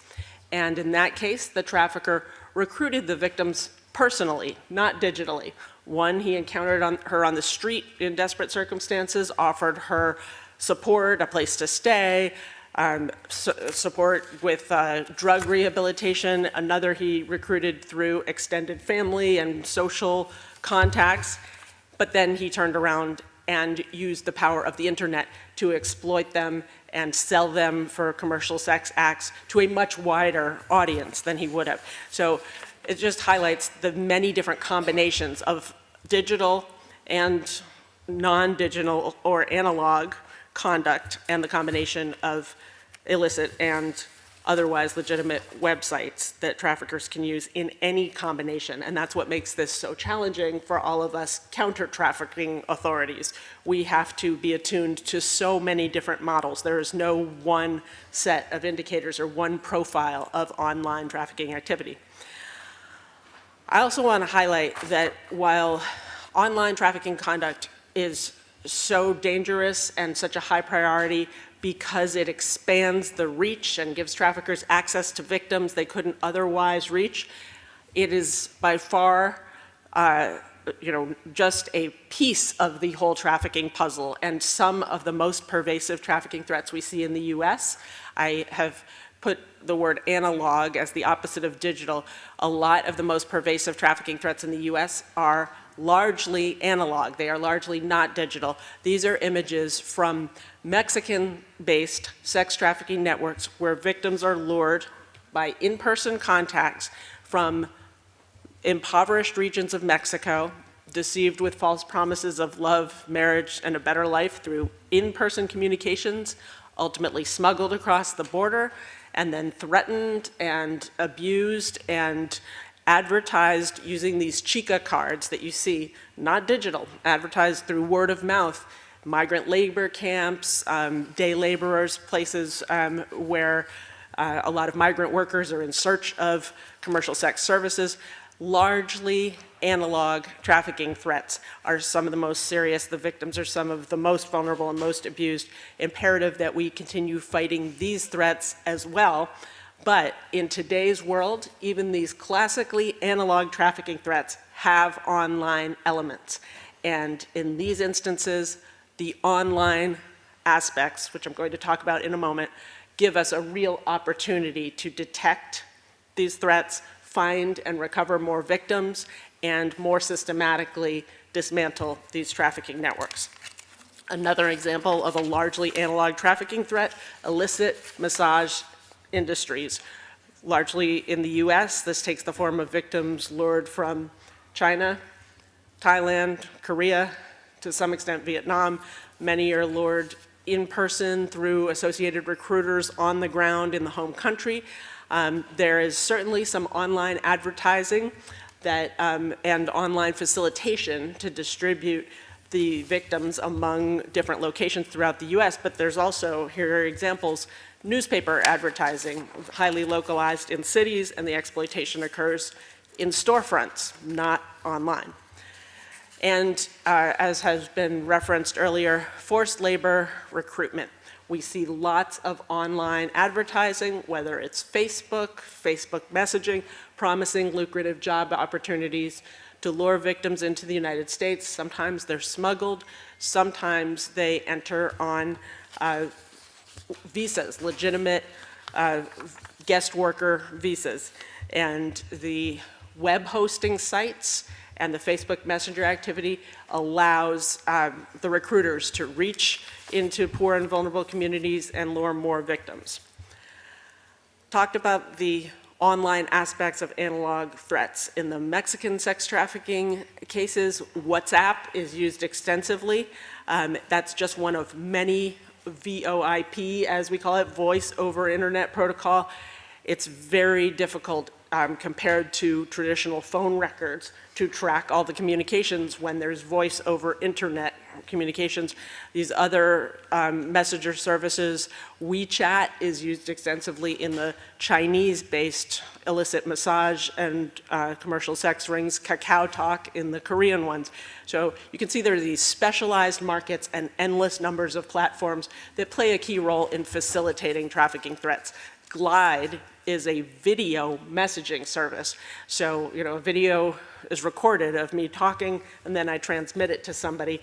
Very hard to get any record of the contents. These other two icons are Dropbox and Google Drive. Traffickers are storing their repository of explicit images that they then use to threaten and extort and exploit people. So if there's one silver lining here of all this digital conduct, it's that we, in combating trafficking, can also harness technological solutions.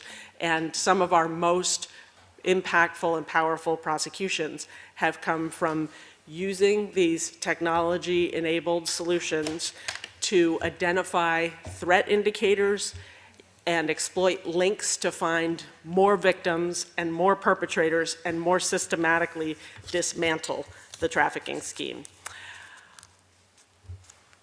The challenge here isn't just that the online tools expand the reach and the scale of the trafficking conduct, and it isn't just that it increases anonymity and allows traffickers to conceal their identity. It's that it's rapidly evolving all the time. The tools and tactics of the traffickers are always new. So it is incumbent on us to stay ahead of that and to continue exchanging expertise and information. We have to think broadly. We're not just looking for sexually explicit images or online advertising. We're looking for a whole range of threats. We're looking for recruitment and false promises.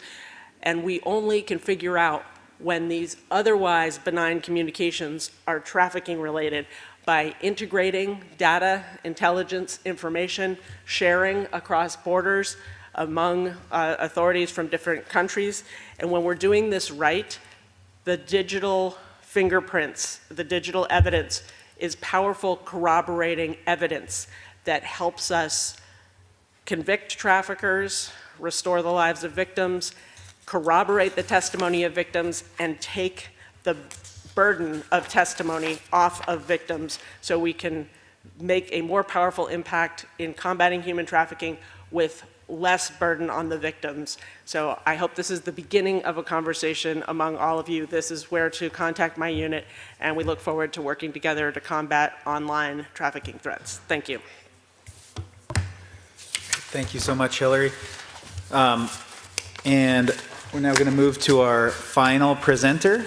So I invite to take the floor Ms. Sonia Bernal, Deputy Director on Government Management and the Combat of Trafficking in Persons of the Ministry of Interior of Colombia. Please go ahead.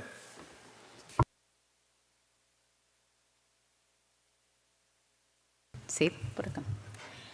Muchas gracias. Bien. Para nosotros, desde Colombia, donde hemos establecido la vida como el principal eje para hacer las acciones políticas y gubernamentales, es nuevamente de mucho gusto estar acá con ustedes, más que compartirles un poco lo que hemos estudiado y que me pareció curioso hablar un poco de tecnología justamente en un país donde tendríamos dos ópticas. No somos los más avesados en tecnología, pero sí somos uno de los más interconectados. Y eso lo dijo justamente en el 2022, se dijo cuando se estableció que en Colombia existe cerca de un 20% más de celulares que por cada número de ciudadanos o de habitantes del país. Entonces, en esa complejidad también miraremos en tres ejes. Y quiero compartirles a propósito de lo que hemos venido aprendiendo, he venido aprendiendo acá de ustedes, señores y señoras autoridades, que la tecnología la veremos en esas tres temáticas. Una como forma de prevención definitivamente, y es con ella que avanzamos a la pedagogía. Dos, definitivamente como lamentablemente un forma de generación y de subir el nivel de riesgo. Pero 3, que es lo que creo que de aquí no nos podemos ir todas las autoridades, o no deberíamos irnos, al menos yo no, sin el compromiso de tener claro que la tecnología es para nosotras las autoridades la herramienta para usarlas y poder salir al paso a este delito. Y justo cuando me preparaba con mucha emoción para venir acá atendiendo la amable invitación de la OEA, recordaba un caso que conocí hace unos 6 meses, siendo ya autoridad rectora en mi país. Y quiero referirme así para hablar de tecnología. De una paisana. Yo soy originaria de un pueblo muy pequeño de Colombia, en los llanos orientales, tal vez cerca por allá, al lado de Venezuela. De ese pueblo, conocí hace 6 meses la historia de una joven, igual que yo, de joven, con la que tuvimos la posibilidad de estudiar en el mismo colegio y pasar las mismas calles. Pero de ella se conoció que salió con entusiasmo y alegría para irse a un país de Europa y con esfuerzo sus papás, porque somos de un pueblo de gente que no tiene muchos recursos. Le pagaron sus tiquetes y se fue ella como una gran profesional a un país de Europa con una gran oportunidad. De ella, durante mucho tiempo, la verdad, poco supimos. Y yo, su compañera de pueblo, su paisana, hoy estoy aquí en la OEA para hablar de cómo prevenir y cómo aprender a mejorar en esta lucha. Mi paisana se fue para este país con esos engaños y se fue justamente llamada y atraída a través de un mensaje de WhatsApp, hablando justamente de tecnología, donde le ofrecían el mejor trabajo. Ella pasó así varios círculos y espacios migratorios y de policía de varios países. Ya ustedes saben mejor cómo operan los tratantes para perder la huella migratoria de sus víctimas. De esto, entonces, poderles comentar a ustedes que me da dolor y me da furia, pero también me da más energía, porque nunca imaginé que en un pueblo como el mío, tan retirado de las condiciones que podrían generar riesgo, allí podía no haber una víctima, sino 13 víctimas en el departamento del que yo vengo, que no tiene más de 400,000 habitantes. Qué casualidad, todas ellas mujeres y 2 menores de edad, de estas 13. Definitivamente, el uso del Internet y de estos mensajes de WhatsApp, digo yo que si es la generación del riesgo, es la forma, señores autoridades, que también tenemos para hacer la prevención. Por eso hay que masificar y sacarlo de los tecnicismos y también, si me lo permiten, un poco de la burocracia, para que llegue a los territorios y la gente lo sienta como una situación que ninguno de ellos puede estar exento de ser víctima. Llegar a los territorios es justamente a través de los líderes de las organizaciones comunales y de las autoridades locales y de los medios de comunicación. Y en Colombia, que es el país de la belleza, donde todo el mundo quiere ir algún día a conocer, pues establecer que el turismo sexual per se no es un turismo, que esta no es otra forma de vulneración a propósito de nuestros niños y niñas y mujeres en un enrostrado y mal visto o perverso figura denominada turismo sexual. Colombia por eso ha hecho una estrategia del Ministerio de Comercio Exterior y de Fontur para tener ponerlos responsables a todos los actores. No es fácil, porque a propósito de tecnología, hoy se usan unas plataformas como Airbnb y otras, y alguien que me escuchaba preparando eso me decía, cuidado Sonia, mejor no lo pronuncie, pues si no es aquí el espacio, entonces ¿dónde? Y si no fue efectivamente el protocolo de Palermo quien estableció todas las líneas que acogimos todos los países, está claro también que cuando se firmó este importante acuerdo no estábamos con estas gráficas que acaba de presentar la compañera de Estados Unidos. Entonces mi invitación, con todo el respeto que hemos hecho en el país y si me lo permiten acá, Es que no seamos timoratos, sino que vayamos a la misma velocidad exponencial que lleva la tecnología para actuar. Entonces, si esta es una generación de riesgo, la tecnología, tomémoslo como la forma de prevención, pero qué mejor como la forma de actuación de manera interoperada entre los países. El señor presidente, el doctor Gustavo Petro, ha insistido en la disposición de tener acciones hermanadas. Y por eso, pues a ustedes quiero invitarles que efectivamente, como en el caso de mi paisana, esa mujer de la cual solo a propósito, solo se supo y se pudo saber que la podíamos rescatar, ya no de Europa, sino de un país asiático, y también, es cierto, tratada por otra paisana nuestra. Es decir, que quien hacía las acciones de captar era otra colombiana. ¿Cómo se logra? Justo a partir de la tecnología. Entonces, doctores, el poder lo tenemos todos. Y si vengo de un país que no es el más desarrollado en tecnología, lo que sí les puedo asegurar es que no hay ningún habitante allí que no tenga el poder en sus manos. Se pudo de esta víctima comunicar y se le pudo enviar el mensaje concreto de que había un Estado persiguiendo y buscándola a ver si la podíamos rescatar. La tratante entró en miedo y prefirió volverle a entregar su pasaporte solo cuando la entró a la sala nuevamente de aviación para que se devolviera y su familia tuviera que pagar una millonada de pesos porque le tocó comprar un tiquete 2 horas antes para que pudiera viajar. Entonces la tecnología sí es poderosa incluso a partir de herramientas como X. Fue a partir de un trino que saca el señor presidente, el doctor Gustavo Petro, quien le dice a nuestro país, al país también hermano México, sobre la situación de lo que acontecían 9 connacionales nuestras, un caso que definitivamente hay que presentarlo acá, colegas, porque nos dejaron muchas lecciones aprendidas.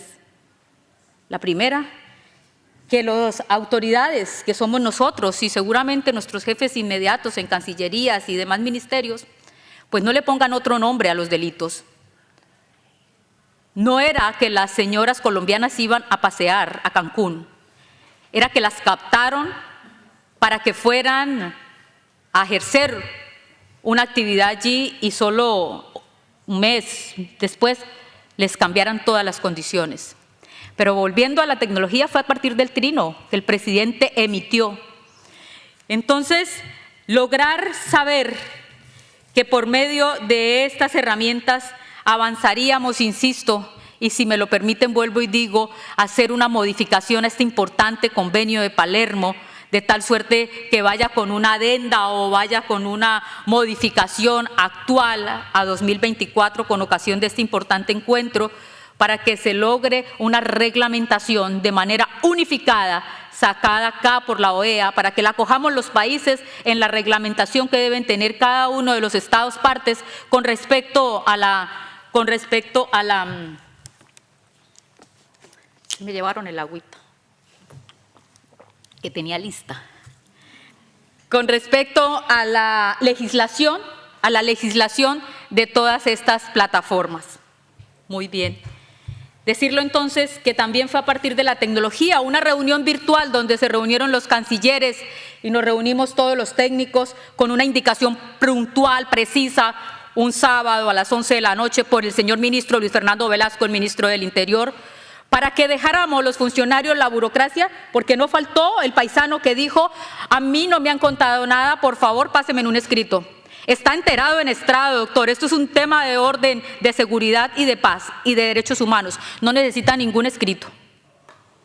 Este encuentro virtual nos permitió efectivamente proceder para, como lo decía hoy, muchas lecciones aprendidas, mucho que mejorar, pero enhorabuena, lo que puedo decirles fue que a partir de cómo fue la tecnología lo que llevó a nuestras paisanas a ser víctimas en México, también fue la tecnología la que permitió que hubieran actuaciones y un tanto también una movilización de los medios de comunicación, que aquí volveríamos a insistir y me sumaría a lo que han dicho ustedes, colegas, frente a la importancia de que nos ayuden a masificar. Me gusta un término en la tecnología que no es nuevo, pero para mí sí, yo apenas soy abogada, que es la metodología ágil. Agile, no sé cómo se dirá, o Scrum.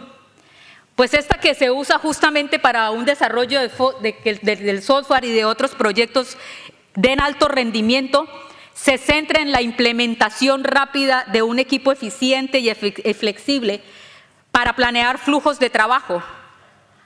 Yo creo que si usamos ágil, entonces nos brindará una mejor situación una mejor opción a cada situación. Eso que se llama en la tecnología las fases, pues son las acciones nuestras, compañeros, que sean más cortas, que sean más celeras, que sean más humanas, que sean más cercanas. Y 4 o 5 valores de esta tecnología ágil, poderlas poner nosotros en las acciones políticas, como que los individuos o las interacciones estén por encima de los procesos y de las herramientas. Es decir, de los mismos protocolos o de las mismas normas. El otro valor de esta metodología ágil, denominada la colaboración con el cliente antes de la negociación, pues ¿qué importa si no tenemos un memorando de entendimiento? Si ya tenemos el conocimiento de que está pasando una víctima y justo a partir de un espacio de comunicaciones podemos frenar con una autoridad migratoria. El otro valor que me llama la atención de esta metodología o la Scrum, seguir el cambio en lugar de un plan de trabajo. ¿Qué interesa si teníamos un plan operativo de cada 3 meses y ahí no teníamos vinculado a tal país? Y sobre todo, el de la simplicidad.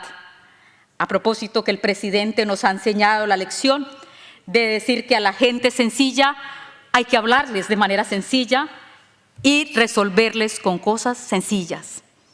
La simplicidad esencial como posibilidad de hacer un desarrollo sostenible.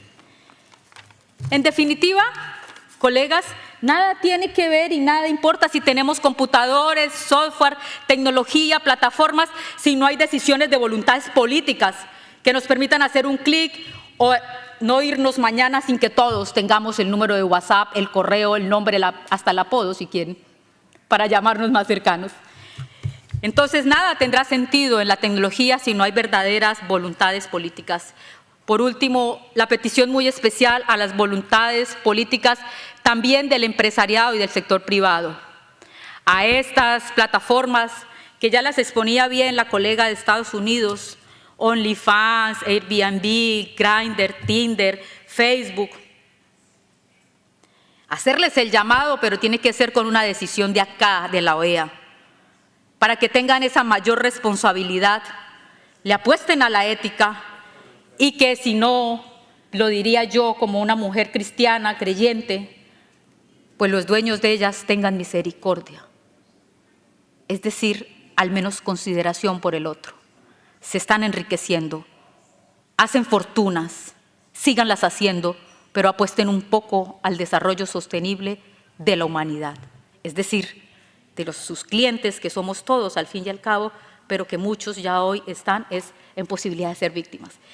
En esas 3 líneas quería hablar del uso de la tecnología, como riesgo, como prevención y como la forma de interacción o de interoperar los países, pero con voluntades realmente políticas. Yo creo que sin más consideraciones acá, solo que vuelvo e insisto, la disponibilidad de venir a aprender demasiado y de ser la aliada del trabajo que ustedes hacen también en sus países, pues decir que todas estas acciones las podamos poner en línea siempre con el enfoque de las víctimas, porque cada segundo que pasa es cada segundo que podemos tener una víctima más. La tecnología la tenemos en nuestras manos, ese es nuestro poder. Muchas gracias.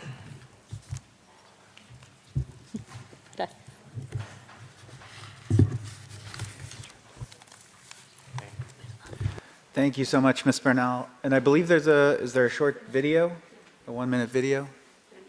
Okay.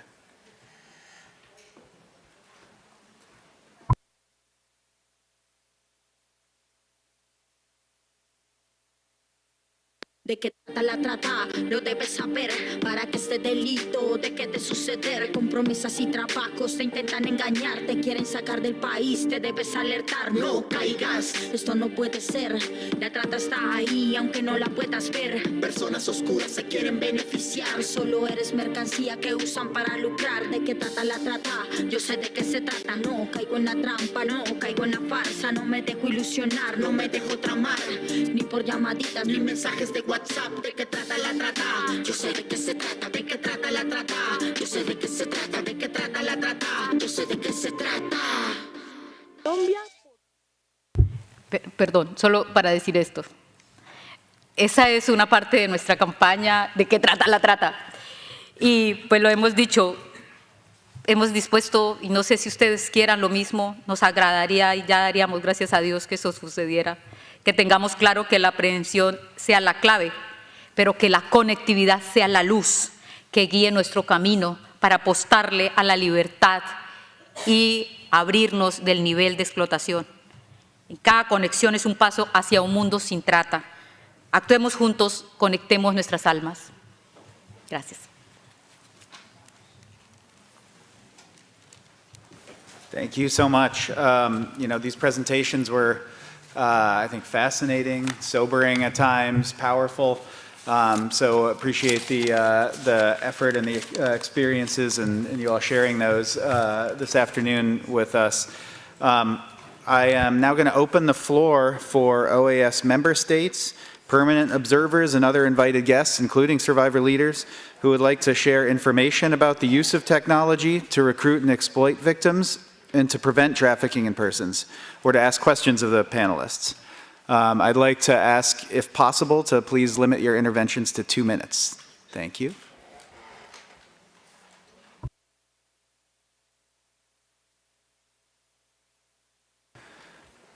Okay, please, the representative from Mexico.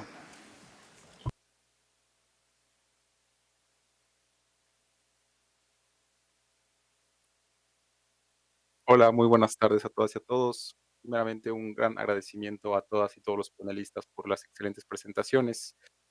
De parte del Gobierno de México, compartimos el énfasis de este panel sobre un tema muy actual, que es la utilización de las tecnologías, tanto para promover la trata de personas por parte de las redes delictivas, pero también, como varios panelistas lo señalaban, como una oportunidad, una herramienta también para contrarrestar este uso criminal. Y quiero justamente remitirme a uno de los primeros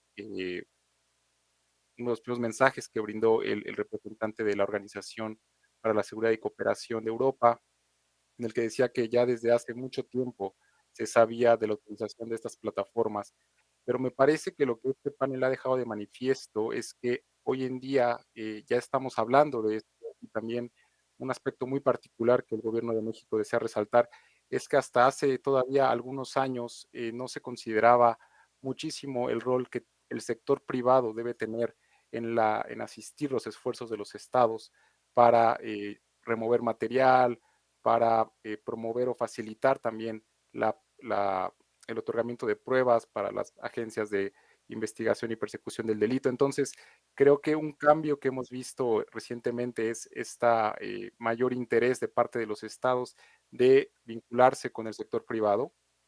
Y en este sentido, la pregunta que quisiera realizar para el representante de la organización, pero también para el resto de los panelistas, es ¿qué desafíos han encontrado para lograr esta colaboración con el sector privado? Me parece que justamente conocemos las 4 Ps cuando hablamos de combatir la trata de personas. En este sentido, la P de partnerships, alianzas. Creo que para este tema de la tecnología es fundamental y en esto el sector privado tiene un gran rol que desempeñar. Entonces, agradeceríamos conocer cuáles han sido estos desafíos que ven en la colaboración con el sector privado y cómo han logrado remontarlos. Y de antemano les agradezco por su respuesta. Muchas gracias.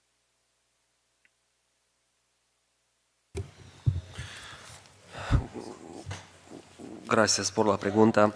So, Tech Against Trafficking is a private sector initiative, which was initially established by 5 companies. It was Amazon, British Telecom, Salesforce, Microsoft, and the fifth one I don't remember right now, but currently there are 4 companies in this initiative.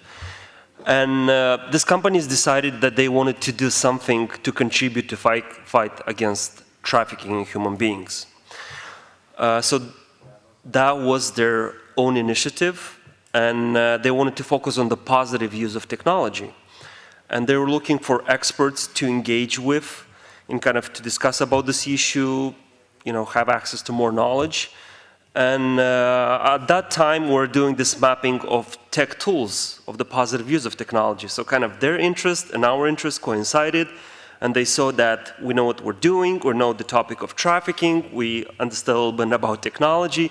So that's how our paths crossed, and we have been invited on the advisory board of Tech Against Trafficking, and we work since then. We don't work just on research, but work on very, very particular projects within the accelerator program of this. So these 4 companies have an accelerator program where they try to support technology initiatives developed either by NGOs or by other companies to combat trafficking. But what I want to add, I think their own initiative to develop this project was also under the pressure of the public, but also of laws. Because in US, in Europe, in Australia, countries develop this due diligence laws, right? Where they ask global companies to look at the trafficking in supply chains. So I think this played also a role for the private sector to move and also contribute to the space of positive use of technology. So this is our experience of Tech Against Trafficking, but I'm kind of sure that the policies and laws adopted by countries kind of push them, and beyond the tipping point of saying, okay, we have to do something. Of course, there's probably they're doing this because of reputational issues as well, to show their contribution, but our engagement was positive in them. We work on very concrete projects, and I invite other tech companies to look at this model and to contribute. Just to add to that, I agree that partnership with private sector tech companies is extremely important. One promising effort has been through the Interpol Human Trafficking Experts Group, where we invited some private sector partners to collaborate with us and had a very robust exchange of what kind of information they're able to provide with a formal legal process. Do we need a search warrant? Do we need a subpoena? And what they're able to provide without compulsory legal process.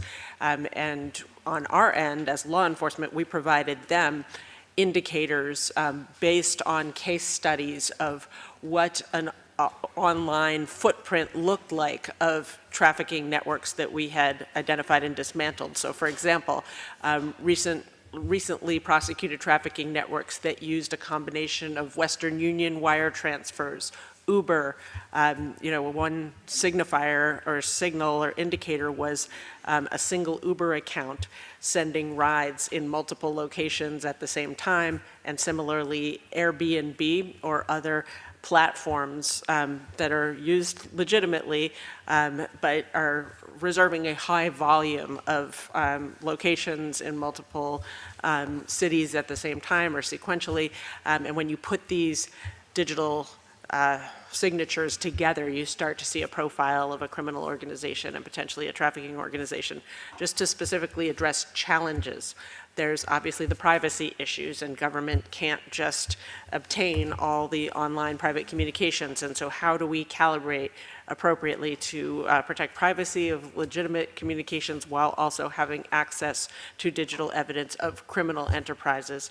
And then there's always that risk of there are, of course, well-intentioned, good faith technology sector partners, but there are also those who are seeking to inoculate themselves from liability for huge profits and minimal safeguards. So we have to be really careful that they aren't kind of touting their partnership with law enforcement as a way to insulate themselves from apparent liability for very profitably turning a blind eye toward exploitation and trafficking on their platforms. Thank you both. I'd like to next invite the representative from Brazil.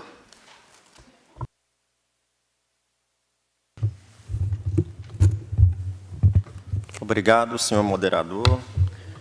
Na qualidade de defensor público geral federal do Brasil, apresentarei uma breve reflexão sobre a contribuição que as instituições de defesa de direitos humanos e a Defensoria Pública brasileira, enquanto integrante do sistema de justiça, aporta sobre o tema. É importante salientar que, no Brasil, por mais vulnerável economicamente que alguém possa ser, a maciça maioria das pessoas possui um smartphone e tem acesso em alguns pontos públicos à internet, como shopping centers.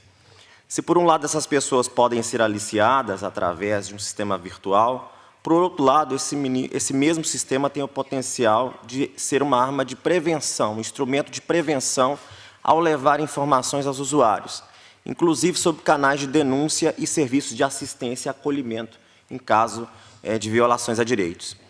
O Brasil acredita que a informação é instrumento de empoderamento das pessoas, prevenindo o delito.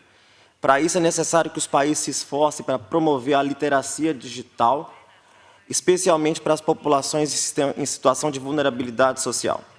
É necessário ainda promover a divulgação sobre o conceito do tráfico de pessoas, as formas de aliciamento, como prevenir e como buscar ajuda. Mas não basta a disponibilização de informações. É preciso encontrar formas de engajamento dos usuários até o final da informação, seara na qual a sociedade civil e os estados podem se unir em campanhas regulares nas redes sociais. As defensorias públicas, enquanto instituições que prestam assessoramento jurídico gratuito e integral às vítimas de tráfico de pessoas, também são instrumentos de divulgação de conhecimento e empoderamento de pessoas sobre direitos, garantias, formas de prevenção de delitos e outras ameaças. O Brasil, através de muitas de suas instituições, possui considerável material informativo sobre o tema.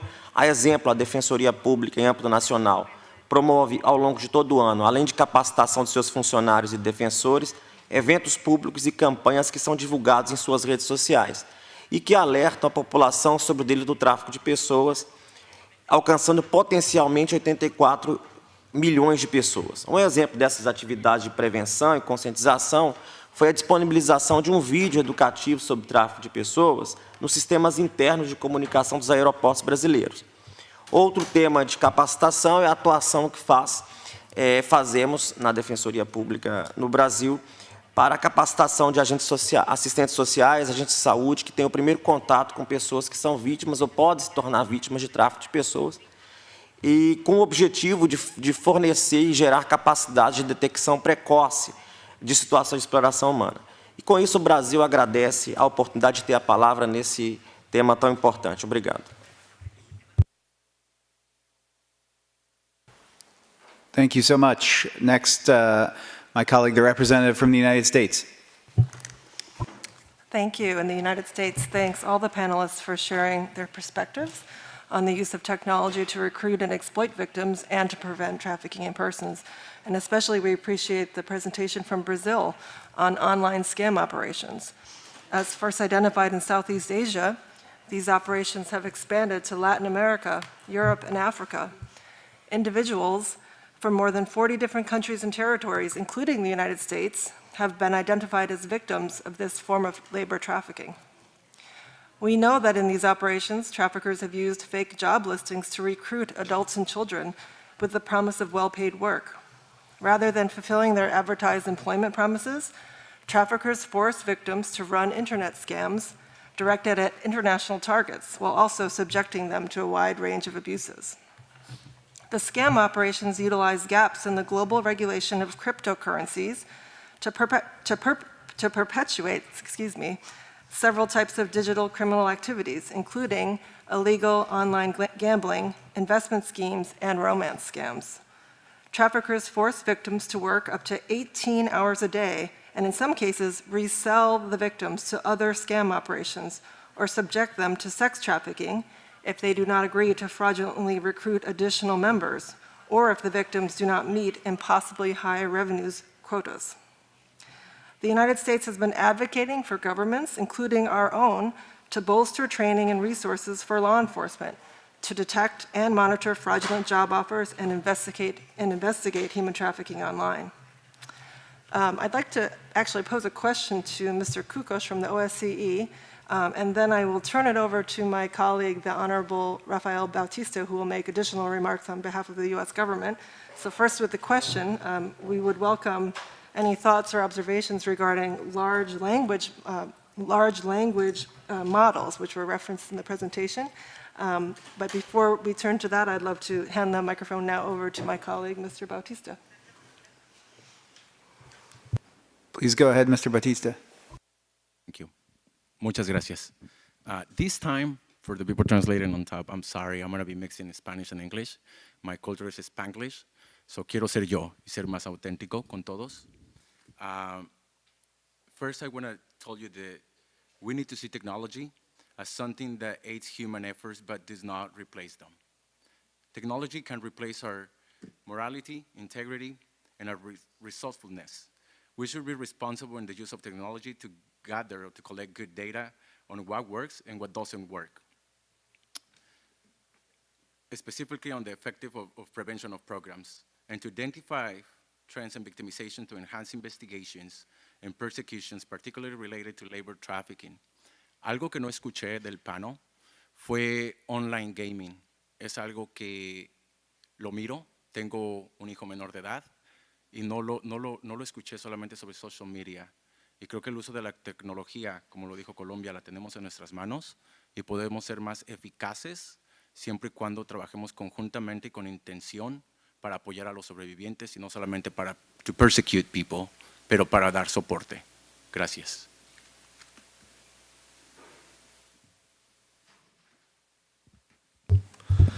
Yeah, thank you for your question. That's very relevant. So when we speak about large language models, one specific example is ChatGPT, right? Where you basically have a conversation not with a person, but with a chatbot or an algorithm, whatever. So this is one thing. And we've seen that this models, there are more and more of them. They will be more cheaper to run and so on. From another point of view, I'm in the anti-trafficking field for the last 22 years. I started in 2002, working on responding to trafficking in Moldova, and I've seen in this last 20 years the automation of human trafficking crime. Initially, it was everything in person, cash, physical control, and through time, an element of the human trafficking crime got automated through technology. Recruitment started like for social media. Then another part of the exploitation is for live streaming. And now we have cases where every aspect of the trafficking crime is kind of automated through the misuse of technology. Now, large language models related to online scamming, we might lead to a situation where organized criminal groups will not have to recruit and exploit people in compounds somewhere in Southeast Asia for online scamming. But they might develop, through large language models, hundreds, thousands of chatbots, which is be recruiting victims, and they'll teach these algorithms to engage with people all over the world. So this is one of the danger we see in these large language models of automating another part of the human trafficking crime. So, of course, right now, this is a theoretical discussion, but we already see the practical application of large language models. And we just have to be ready to the situation where there will be misuse by traffickers for trafficking purposes. And we'll be doing some work at the OSCE throughout this year, so we can be in touch about that. Anyone else on the panel want to address either of those questions? Okay, Thank you. We'll move to the delegate from Argentina.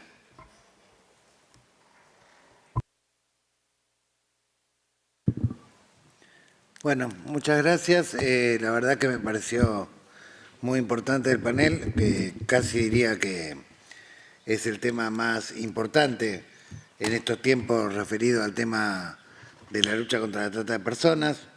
Sin ir más lejos, en enero de este año nosotros hemos rescatado una joven que fue engañada bajo una oferta laboral en Turquía, otra que fue engañada en España, un grupo de trabajadores que fueron engañados en Polonia y prácticamente en todos los casos que tuvimos inspecciones derivadas en allanamientos, más de un centenar de personas que fueron rescatadas del trabajo forzado en el ámbito rural, todas fueron reclutadas previamente por grupos de WhatsApp o por Facebook. Es decir, hoy el reclutador es una película en blanco y negro que no existe más.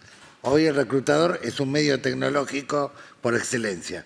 Si ustedes analizan causa por causa, van a ver que en todas las causas interviene algún medio tecnológico en la seducción, el engaño, la oferta e inclusive hasta transferencias electrónicas para garantizar, digamos, el desplazamiento de la persona que es víctima.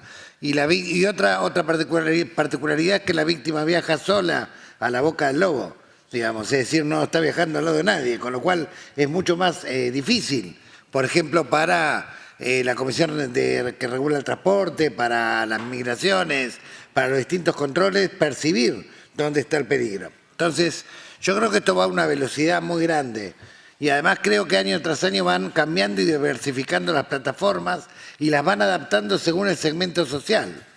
Además creo que es tan grave el problema que ya ahora la trata no afecta a los sectores de vulnerabilidad social. Por ahí mientras estamos nosotros hablando acá, nuestros propios hijos, nuestros nietos, nuestros sobrinos están siendo expuestos a un ambiente virtual en el cual puede haber alguien que esté estudiando a alguno de ellos para tratar de engañarlo, digamos, con algún cuento, ¿sí? Entonces me parece que el problema de la pedagogía es un tema clave. Sí, hay algo que tenemos todos los países de América y es escuelas primarias.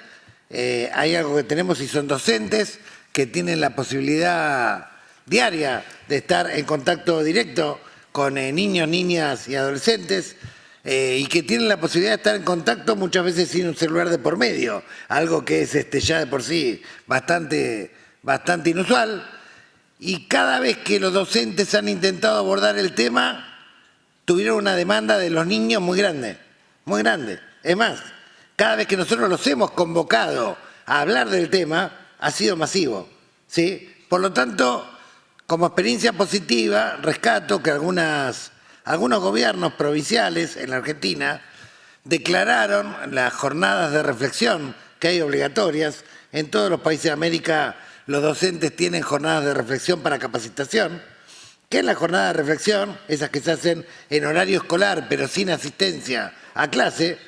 Los docentes pueden ser capacitados masivamente, esto puede ser incorporado en la currícula, ¿sí? De manera tal de que sea tratado sistemáticamente en la escuela como herramienta de prevención. Esto al margen de spots masivos como el que mostró la colega de Colombia, al margen de campañas como la que hicimos, por ejemplo, nosotros con los equipos de fútbol de primera división, o sea, de buscar alternativas para poder llegar sencillamente a escala de masas. Pero digo, la única alternativa para poder trabajar el tema hoy es dialogando y trabajando mucho en red. Por ejemplo, yo recuerdo una joven de 14 años que tenía el Facebook sin abierto, digamos, universal. Cualquiera podía entrar y podía ver qué era lo que escribía. Bueno, desde Bolivia, un adulto la fue seduciendo, le fue ofreciendo, fue explotando la vulnerabilidad social, emocional, porque se había peleado con los padres, hasta que la fue a buscar. La fue a buscar porque obviamente no podía viajar sola, no era tan sencillo que pudiera cruzar sola, con la promesa de que no le dijera nada a los padres. Bueno, cuando la lleva, los padres inmediatamente hacen una denuncia por desaparición. Esto llega a manos de la policía, no de la policía encargada de trata, pero la policía huele que puede tratarse de algo así y rápidamente se contacta con el comité. Y esto permite que a través de la comisión que regula el transporte, a través de la policía que regula cada una de las fronteras entre provincia y provincia, paremos el ómnibus antes de que llegue a destino. Lo mismo pasó con otra joven que iba sola también a otro país de Sudamérica, y que los propios compañeros del centro de estudiantes realizaron la denuncia y eso permitió que rápidamente pudiéramos actuar. Ahora, bien, el trabajo con los jóvenes, con niños, niñas y adolescentes es casi mucho más importante, porque es cierto, hubo desbaratamiento a nivel mundial de Interpol y un montón hubo trabajo de investigación que desbarataron redes. Pero ese desbaratamiento de redes siempre llegó inicialmente por una denuncia que viene desde la sociedad civil. Entonces nosotros tenemos y la sociedad civil hay un sector altamente alfabetizado o altamente conectado con el mundo virtual, con el cual nosotros tenemos que dialogar claramente y tenemos que tratar de humildemente compartir experiencias, socializar, enseñar y hasta aprender, digamos, pero me parece que si no tratamos de trabajarlo desde la educación formal, de manera sistemática, de manera masiva, esta carrera no la podemos ganar jamás. No la ganamos jamás. Porque además, por ejemplo, esto también corre para el crimen organizado en general, en la venta de droga. Por Telegram, ustedes la encuentran por un montón de lugares, de las maneras más insólitas. Y es más, todo lo que es el trabajo temporario, que habitualmente se entremezcla con el trabajo forzoso, ¿sí?, que antes lo iba a hacer un reclutador que iba a una provincia, buscaba a un conocido, ahora no, ahora se hace todo absolutamente por vía virtual. Con lo cual es absolutamente indispensable el trabajo en la niñez, en la preadolescencia, en la adolescencia y en la educación formal. Esto al margen de las redes y la socialización y la importancia y el peso que le tenemos que dar al tema, porque no es un tema más, es el tema. Si no, ustedes fíjense en las propias denuncias que llegan a los números anónimos de sus países y se van a dar cuenta que 8 de cada 10 denuncias, 9 de cada 10 denuncias, empiezan a través de un medio tecnológico. Por lo tanto, es un tema que hay que darle una importancia crucial y que yo no creo que en una competencia tecnológica los podamos superar. Creo que lo podemos superar trabajando comunitariamente, lo podemos superar interactuando con la sociedad civil, y es la única manera en que podemos llegar a tiempo. De otra manera no vamos a llegar a tiempo y realmente vamos a perder muchas vidas. De la otra manera vamos a salvar muchas vidas porque los propios jóvenes van a cuidar a sus padres. Gracias. Thank you so much for sharing those perspectives. I'd like to now invite the delegate from Antigua and Barbuda. Yeah, good afternoon again. You know, I have a particular interest in prosecuting perpetrators without the evidence of victim. However, I have a concern. Listening to the presentation with regard to use of electronics, I'm gathering that we gather all the information with regard whether for the recruitment, the transportation, whether the Uber, the taxi, the wire transfer, and we collaborate with the private agencies and gather all that information. Then, court proceeding. How are we going to get that evidence in without having an accuser? Because and it goes back to all our local laws. Our laws basically is saying that the accused must confront his or her accuser. So, you know, it's an interesting debate, interesting discussion, but it's something that we really need to dig deep in and see how we can do it. Because it will help us in the long run if we can get to prosecute a person without the victim. It would be very good for all of us, but I see a little bit of difficulty there because in our own country we'd have to make some adjustment to our laws to accommodate these things. So that's my thought on the whole presentation. Thank you. Thank you. Hillary, do you want to offer any quick thoughts on that? Sure. I obviously share your interest in reducing burdens on the victims as witnesses in the criminal justice process. And we share the challenge of the confrontation clause, where it's very difficult to admit out-of-court statements, even a victim's own out-of-court statements. You need a very specific exception under the rules of evidence. So we work to corroborate victim testimony as extensively as possible. It's extremely rare that we've succeeded in prosecuting an entire case without victim testimony. But where we have succeeded is 1 or 2 testifying victims, and we've been able to prove that another 5 victims experienced very similar things. In a rare case, we did prove a case without bringing the victims back from Kazakhstan. They were Muslim university students who were lured on false promises of summer internships and then compelled into commercial sex against their will. And they were extremely traumatized and reluctant, and the trafficker essentially weaponized the shame in their home culture and society to make them very afraid to come forward. In that case, the technological evidence was very powerful. We had a lot of messaging back and forth on Facebook Messenger, and we have some evidentiary exceptions if a victim is, or if any witness is speaking about her own contemporary state of mind. And so we had her own statements in her own words of how she felt at the time when she found out that she was going to be required to perform commercial sex acts. So by piecing together the electronic evidence with the false promises, recruiting her, and her emotional reaction in real time to finding out that she was deceived, and then the advertising and the evidence of commercial sex, including commercial sex of other victims before their arrival, showing that that was the intent all along, we were able to prove sex trafficking by fraud and coercion in that case. That is exceedingly rare. More times than not, it is reducing the burden on the victim, not eliminating it entirely, but every little bit counts. And when we have some victim testimony plus corroborating electronic evidence, it protects the victim from some of the vicious cross-examination that they would get ordinarily. They can't be called a liar entirely because the digital evidence proves that this false promise was made. It proves that she was where she said she was, when she said she was. It proves who brought her there. So it protects victims from being called liars as aggressively. So for now, we are working around those challenges and having as much of the evidentiary burden put on the non-testimonial evidence as we can. Thank you. And then finally, the representative from Guatemala.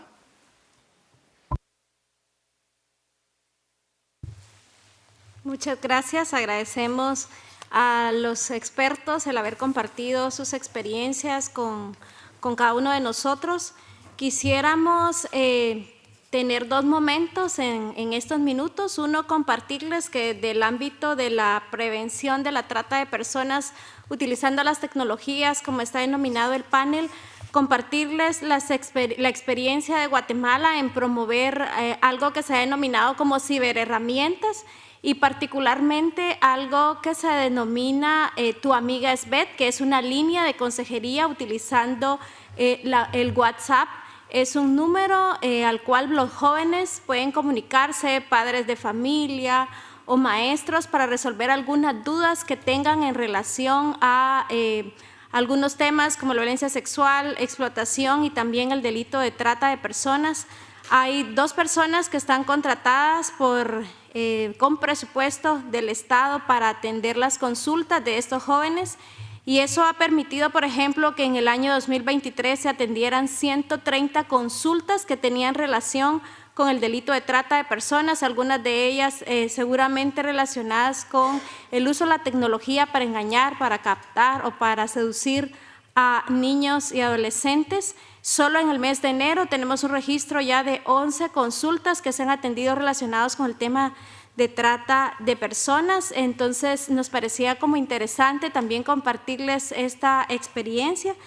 Y De las intervenciones de los expertos, pues resaltar que sin duda algunas entre las líneas que hemos identificado que tenemos como desafíos a nivel nacional es cómo monitoreamos justamente en línea esas conductas que están cometiendo los explotadores o los tratantes, cómo fortalecemos también las capacidades de las instituciones y el recurso humano que debe investigar estos delitos, y por otro lado, consultarles si nos pueden dar ustedes alguna referencia de países que recientemente hayan creado o modificado sus leyes en relación al uso de la tecnología para la trata de personas. Gracias. I don't know. Radu, do you have any thoughts on the last one?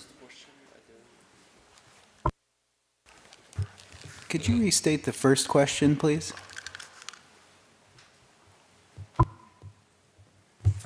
Si tienen referencia de algún país que en el año 2023 haya realizado algunas reformas a sus leyes para regular el uso de la tecnología para cometer el delito de trata de personas. Gracias.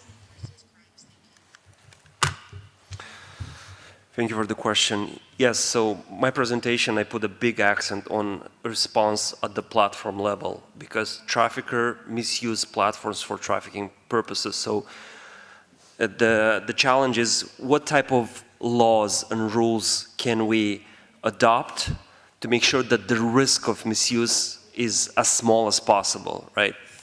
So I think in the last couple of years, the last 5 years, there were a number of countries and jurisdictions which tried to do that. So first of all, in the United States, you have the FOSTA-SESTA legislation, which kind of puts more burden on online platform to proactively not facilitate sexual exploitation. And it also kind of cancels the immunity from liability in these cases for platforms.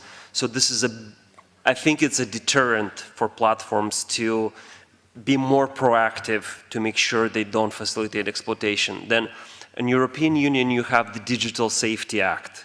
So EU approved the Digital Safety Act, which entered into force last year. It's a more general framework for online safety. So it speaks about more crimes facilitated by tech, but according to the EU Digital Safety Act, online platforms, they have to conduct due diligence of risks, they have to address risks, they have to report crimes to law enforcement, they have to be transparent in terms of their algorithms and their system and so on. So you have also in UK, the Online Safety Bill, it's also a general framework for online platforms. The issue of the general frameworks is that sometimes state institutions will focus on crimes which are more sensitive in the public, like terrorism, like online extremism, and so on. So the challenge for us is like, how do we make sure that this general frameworks for online safety is applied to trafficking as well?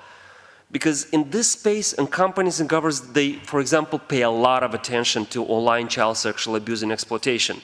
But trafficking is a little bit something different. So, for example, right now we're talking with the UK Home Office to help them draft guidance for online platforms specifically related to trafficking, not to child sexual abuse online, but to trafficking in human beings. There's also Australia Online Safety Bill. They also have a kind of general framework for online safety. So these are the examples which I can mention, but specifically to trafficking, I think colleagues in the United States, they can probably speak more about SESTA-FOSTA, right?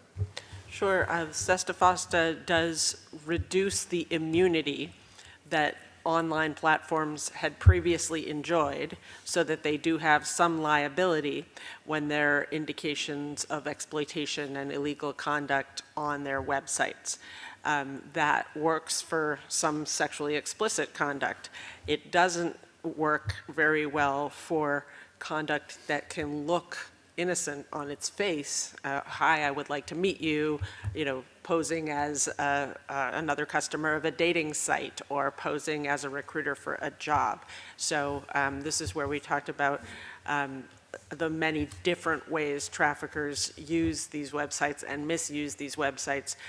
So it's still difficult to attach liability when the trafficker just uses the website to establish communication, but then does all of the exploitation in person or, on yet another website.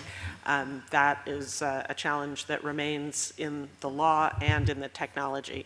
And there was a robust debate at the UNODC TIP experts group about taking down sexually explicit images and how to get online platforms responsible for removing child sexual abuse material and other child exploitation material. And the technology is just really difficult to identify how and where the hosting of these images is occurring, and to technologically require these companies to remove material, especially when they're offshore and hosted in jurisdictions that may not be amenable to legal process. So there are a lot of legal and technological challenges yet to be solved in this space. Ready, one more quick thought. Yeah, actually, I forgot to give you my favorite example, which is in Israel. Israel has alternative enforcement to websites. So Israel went to the principle what's illegal offline should be illegal online. And any website in Israel that facilitates prostitution, gambling, online child sexual abuse material, and some content related to terrorism, prosecutors, they don't go through a criminal process. They have an alternative enforcement process where they go to a judge, submit a request to shut down or block the access to a website, and the judge decides. And this takes a couple of days. So it's not a criminal, civil, administrative, it's kind of alternative enforcement, and they have this in legislation. The effectiveness is that it takes days or weeks to shut it down. So this is the great value of the laws in Israel. Thank you. On the one hand, I'm very glad that there's this much engagement and enthusiasm for learning about the topic. On the other, I'm aware that we're getting kind of late in the day here with another plenary to come after this one. So I'd just like to ask politely if the final three interventions here could be as brief as possible. And with that, I'll go to the representative from St. Lucia. Thank you. Thank you. I will do my best. I'm just interested in thank you very much, Chair, and good afternoon to everyone.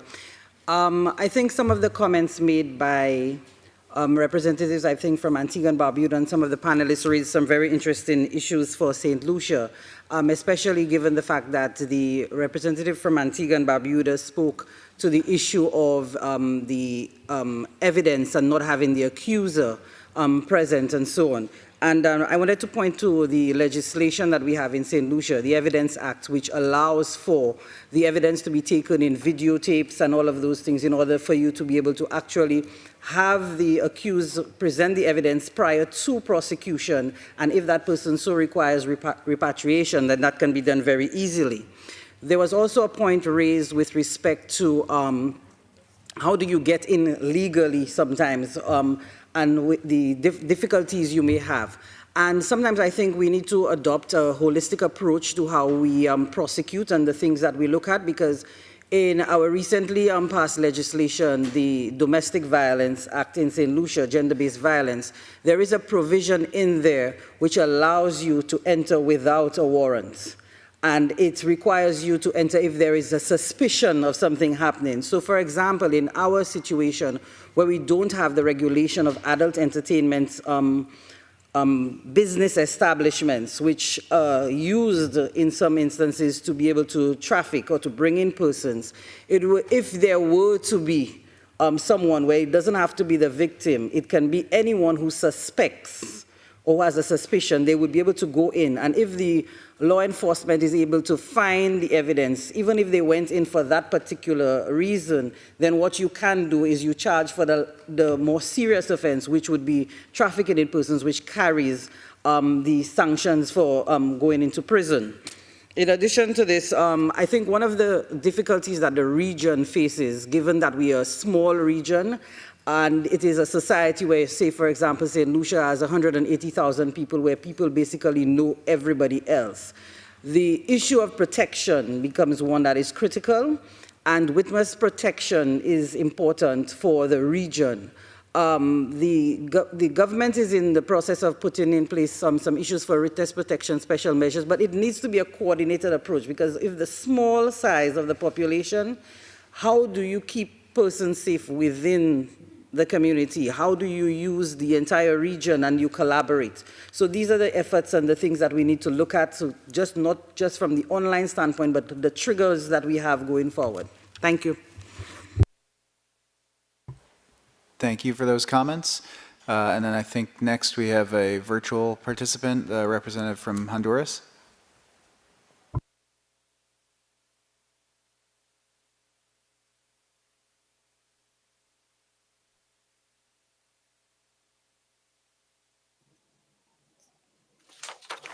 Muy buenas tardes.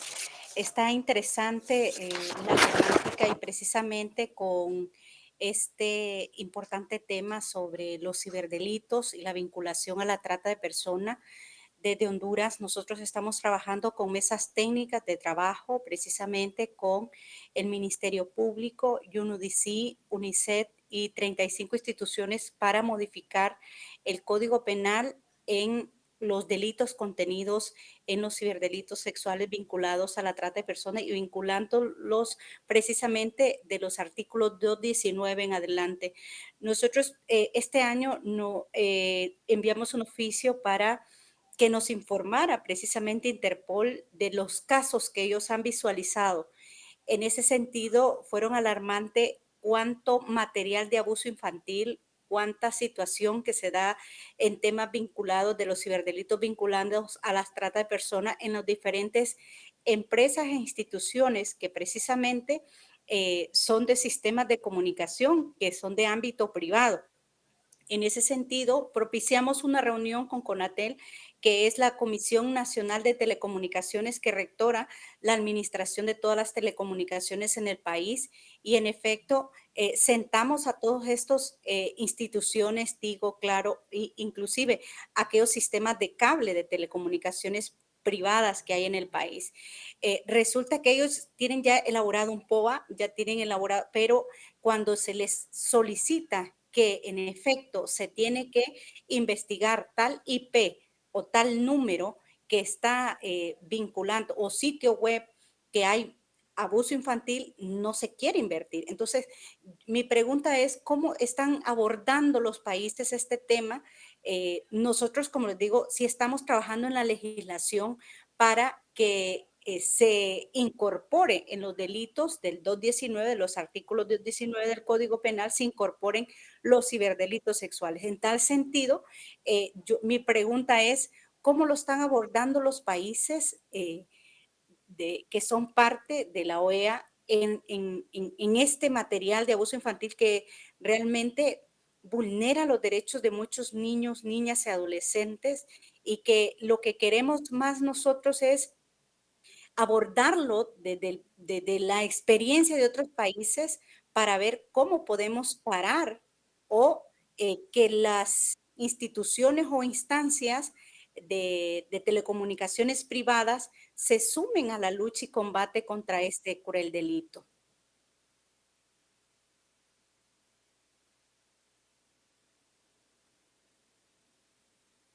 Radu, please. Yeah, I mean, we know that there are countries where the sharing, the production, the uploading of child sexual abuse material is not a crime. And this is not good. This is definitely not good. We have to advocate for those countries to develop robust legislation, practices to be able to identify the child sexual abuse material, to save the children, to find the perpetrator, and to delete this abuse material from all possible online resources. Now, there are also very good legislation around the world, and there are many countries which had very good legislation related to criminalizing the online child sexual exploitation of children. I think United States, it's a very good example. I think United States had a very interesting conversation in Congress last week about this topic. I think it's high on the political agenda of the country. But it's not just about laws, it's about building an infrastructure, because you have to know how to do the hashing of content, you have to know how to report it, you have to have the collaboration with NCMEC here in the United States. The Europeans are building their own infrastructure on this issue. You have to refer the information to law enforcement to save the child, because it could be a child exploited someone in Southeast Asia. So it's not just a topic of legislation, it's a big, big infrastructure that needs to be built and processes and people trained. But I think around the table there are very good examples of countries that you have, and I think you can have access to very good knowledge and experiences on this topic. And for our last intervention for this session, the representative from Grenada. Pleasant good afternoon, everybody. In Grenada, our leaders have moved to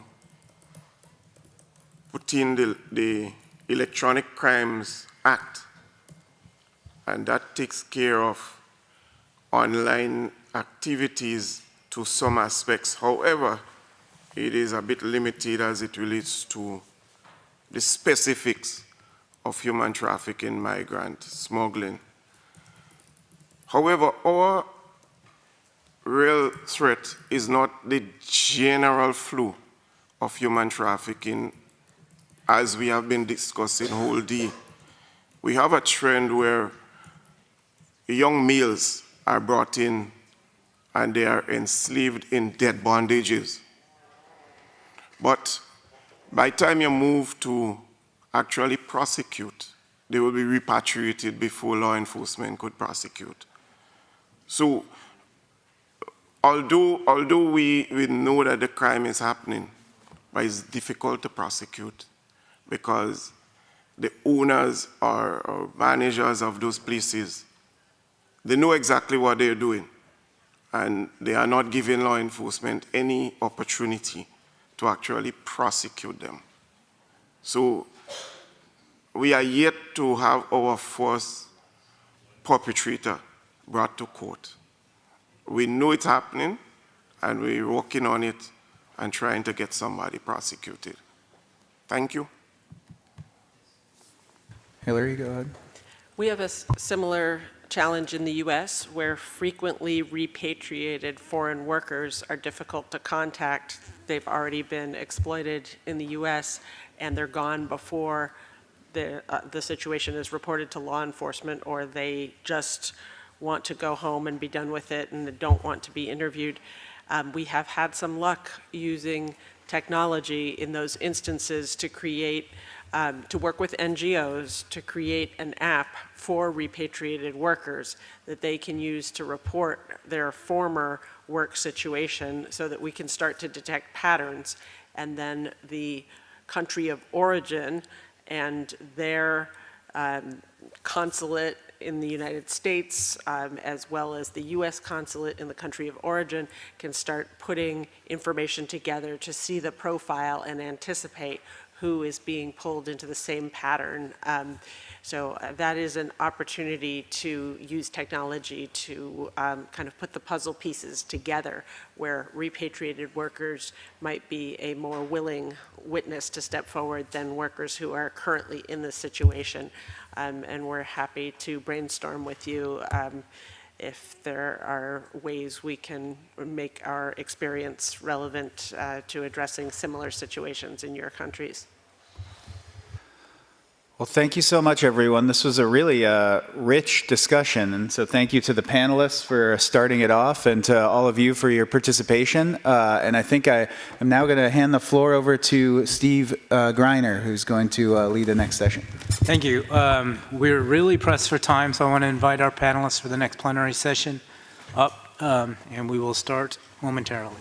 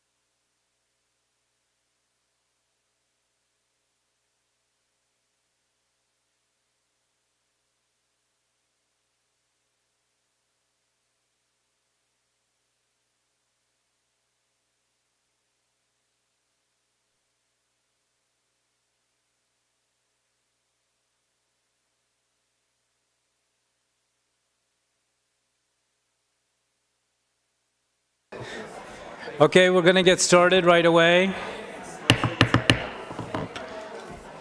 So we have a hard stop at 6:15. So we're paying overtime for interpretation right now. It's a hard stop at 6:15. On this panel, we do have 3 panelists, so hopefully they can keep their remarks to 15 minutes, and then that would give us 15, 20 minutes for a dialogue from the delegations. And I would just, once again, have to emphasize that we really have to stop at 6:15, so that's 1 hour and 5 minutes. So it's my pleasure to take the floor again to moderate the second thematic panel of the 7th meeting of the National Authorities of Trafficking in Persons of the Americas. During this panel, we will have the opportunity to discuss and exchange information on a new topic regarding trafficking in persons, the impacts of environmental changes on vulnerability to trafficking in persons. Climate change is a pressing reality affecting millions of people across the world, including us in the Americas. It is not only an issue that affects the realm of sustainable development and the environment, but it has also implications in other areas, such as public security and the safety of our citizens. We are very pleased to have the participation of Pablo Escribano, Regional Thematic Specialist on Migration, Environment, and Climate Change with the International Organization for Migration, IOM, who will provide us with an overview about the topic. Following his presentation, we will hear from 2 member states' representatives about how they are addressing the issue in their countries. Today with us, we have Ms. Daira Campos, Director of the Institutional Office on Trafficking in Persons of the Ministry of Security of Panama, and Mr. Daniel Griffith, Coordinator of the Ministerial Task Force on Trafficking in Persons in Guyana. We will end this session with a dialogue among member states. Just like to add one further thing, the official hashtag for this meeting is hashtag 7TIP.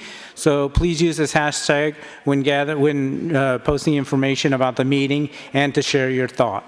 To begin this afternoon's conversation, I'd like to offer the floor to Mr. Pablo Escribano. Pablo, you have the floor. Thank you very much. Sherry, it's a great pleasure to be here with you on behalf of IOM to discuss the impacts of environmental change on vulnerabilities to trafficking. Sí. Voy a pasar a español para la presentación. Como decía, es un placer. Voy a ponerme el tiempo para no pasarme porque ya sé que... Aquí estamos. Quería agradecer primero, en nombre de la OIM, a todas las delegaciones que en intervenciones precedentes han agradecido o han señalado el trabajo de la OIM. en colaboración con ustedes en el cumplimiento de los objetivos del plan de trabajo, así como también, porque vamos a hablar de cambios ambientales, también ofrecer nuestra solidaridad a la delegación de Chile por las pérdidas registradas en los incendios actualmente en Viña del Mar y Valparaíso. Entonces, para hablar de las repercusiones del cambio climático y los cambios ambientales en la vulnerabilidad, quería abordar 3 cuestiones en particular, ¿verdad? Primero, definir de alguna manera cómo el cambio ambiental está afectando a los patrones de movilidad humana en las Américas. Después vamos a hablar de algunas vulnerabilidades a la trata y los enfoques de protección que son necesarios en este contexto tan complejo. Y finalmente abordaremos cuáles son algunas de las soluciones basadas en derechos para las poblaciones afectadas. Lo primero que creo que es importante señalar es que el cambio climático y los cambios ambientales de manera general ya están afectando la manera en que las personas migran y se desplazan a lo largo del continente. La evidencia científica de la que disponemos, que compila en particular a nivel del cambio climático el panel intergubernamental de expertos, nos muestra que la migración y los desplazamientos son cada vez más frecuentes en América Central y del Sur, pero también lo son en los estados insulares del Caribe, debido obviamente a la vulnerabilidad específica ante una serie de amenazas ambientales y climáticas, tanto de repentinas, o lo que llamamos amenazas repentinas, como son, por ejemplo, huracanes, inundaciones, tormentas, como amenazas de evolución lenta, como pueden ser sequía y desertificación, subida del nivel del mar, deshielo de glaciares. Ese tipo de amenazas afectan de manera diferente los patrones de movilidad. También en América del Norte sabemos que la migración y la movilidad son una parte importante de los medios de vida, pero también es cierto que el incremento o la agravación de las amenazas ambientales están llevando a procesos de movilidad más forzados. Quizás cuando vemos la evidencia científica sobre este tema, nos damos cuenta de que hay algunas amenazas en particular que tienen un impacto en la movilidad humana. El fenómeno ambiental que causa mayor número de nuevos desplazamientos en las Américas son las inundaciones, ¿verdad? Entonces, a lo largo de los últimos años, sabemos que las inundaciones son la primera causa de nuevos desplazamientos en el hemisferio occidental, tanto en escenarios rurales como urbanos. Y son realmente las amenazas que nos llevan a tener las mayores cifras de nuevos desplazamientos, y seguramente todos en sus países conocen casos de inundaciones que han derivado en desplazamientos de personas. Después en las cifras tenemos tormentas con obviamente una incidencia particular en la cuenca atlántica, ¿verdad? Ahora estamos, acá hemos acabado la temporada de huracanes en el Caribe, empezaremos de nuevo en junio o julio. Los huracanes tenemos registros históricos de que cuando hay una temporada de huracanes particularmente activa, se registran, digamos, una cantidad importante de nuevos desplazamientos. Los colegas del Caribe recordarán la temporada del 17, ¿verdad?, con evacuaciones, desplazamientos en muchos países. Los colegas de Centroamérica, la del 20, la de noviembre del 20, Eta y Iota. La delegación de México, la reciente tormenta Otis, etcétera, ¿verdad? Entonces, grandes números de nuevos desplazamientos, personas que tienen que dejar sus comunidades. Y luego vamos a ir viendo también cómo, digamos, eso afecta a las vulnerabilidades a la trata. Tenemos los procesos de sequía, también con algunas zonas particularmente afectadas, México, Centroamérica, algunas áreas de Sudamérica, y aquí un impacto importante en los medios de vida, ¿verdad? Porque a veces es difícil, digamos, identificar el impacto concreto de la sequía en la movilidad, porque pasa a través de impactos en medios de vida y impactos en la seguridad alimentaria. Entonces, muchas veces tenemos a poblaciones migrantes que nos dicen que salen de sus comunidades porque no tienen trabajo, y cuando hacemos encuestas un poco más en profundidad nos damos cuenta que trabajaban, por ejemplo, en la agricultura, que ya no tienen empleo porque, digamos, no hay cosecha, ¿verdad? Entonces hay un impacto subyacente de la sequía. Y luego también en zona andina el impacto creciente del deshielo de glaciares, ¿verdad?, con comunidades que ya no tienen acceso al agua para las actividades agrícolas y otras actividades productivas, incluso para la seguridad alimentaria. Subida del nivel del mar en muchas comunidades afectadas, que también se vincula a algunos procesos de reubicación planificada, pero que también está empujando a poblaciones a dejar áreas costeras. Y finalmente, amenazas que no son climáticas, sino que son geofísicas, como pueden ser los terremotos y las erupciones volcánicas, de nuevo con ejemplos claros de amenazas o desastres geofísicos vinculados con desplazamiento, terremoto de Haití de 2010, terremoto de Salvador 2001, etcétera, ¿verdad? Un impacto también importante en el desplazamiento. Y en esta lista no hemos incluido todavía los incendios, aunque cada vez, digamos, tienen una importancia prevalente, así como, y también forma parte de la discusión, los procesos de degradación más directamente vinculados con la acción humana, ¿verdad? Como puede ser la deforestación, el cambio de uso del suelo, que afectan la calidad y los servicios ecosistémicos y hacen que las personas a veces tengan que dejar el territorio. Estas diferentes amenazas se asocian con múltiples formas de movilidad, el desplazamiento por desastre, ¿verdad?, que más o menos todos conocemos. Estas son las cifras de nuevos desplazamientos por desastres en las Américas y el Caribe, como vemos algunos años particularmente significativos, ¿verdad? 2017, como decíamos, la temporada de huracanes del Caribe, 2020 ETA y OTA, pero cada año realmente hay una digamos que el desplazamiento por desastres es una realidad, digamos, contrastada y significativa de los impactos de los desastres en el continente. Tenemos formas más regulares de migración en muchos países que se vinculan también con los procesos de urbanización, ¿verdad? Y también vamos a hablar en cómo se refleja eso en vulnerabilidades, pero tenemos que recordar que hay varios países o muchos países de la región que todavía están en proceso de urbanización significativa, ¿verdad? Países, por ejemplo, del norte de Centroamérica, donde las áreas rurales están perdiendo población, derivado en particular de los impactos del cambio climático, y llegando hacia las ciudades. Procesos de reubicación planificada, que es una solución cada vez más importante ante las amenazas, ¿verdad? Cuando las autoridades en particular reubican a comunidades, y aquí están los casos que se han identificado en la región, y procesos de inmovilidad donde las personas no pueden salir de sus comunidades porque no tienen medios, porque no tienen capacidades, porque no tienen oportunidades.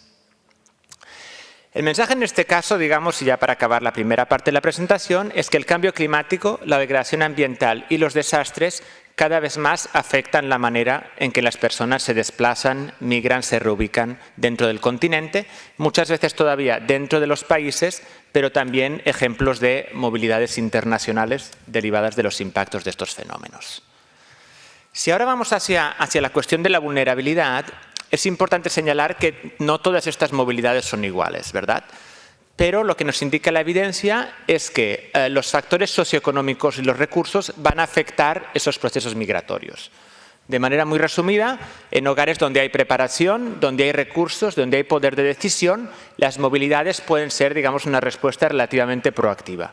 Mientras que, del otro lado, en hogares con poca preparación, débil gestión de riesgo de desastres, débiles recursos, débiles capacidades, los desastres, la degradación ambiental, el cambio climático, llevan a procesos de movilidad que son relativamente negativos, ¿verdad? Y que se desarrollan en contextos de vulnerabilidad, incluido a la trata de personas.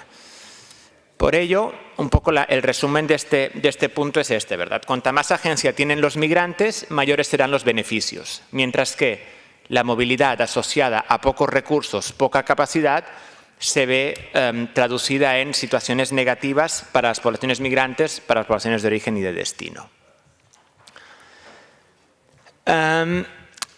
Por ello, digamos, cuando hablamos de la cuestión de la trata, ¿verdad?, y cómo estos procesos de degradación ambiental, desastres, afectan a la vulnerabilidad de trata de personas, tenemos que ver esos diferentes escenarios, ¿verdad? Tenemos eventos repentinos en los que, por ejemplo, un huracán, una tormenta, va a afectar la comunidad y nos vamos a encontrar con poblaciones, digamos, que tienen mayor vulnerabilidad ante la trata porque, por ejemplo, han perdido todos los bienes, los medios de vida, los recursos, el acceso al empleo, ¿verdad? Y tenemos casos, por ejemplo, de desastres muy significativos, por ejemplo, Centroamérica, ETA y OTA, donde nos encontramos con comunidades que efectivamente, digamos, tienen mucha vulnerabilidad a las redes de trata con los procesos que hemos estado describiendo desde la mañana, ¿verdad?, con también un impacto de las nuevas tecnologías.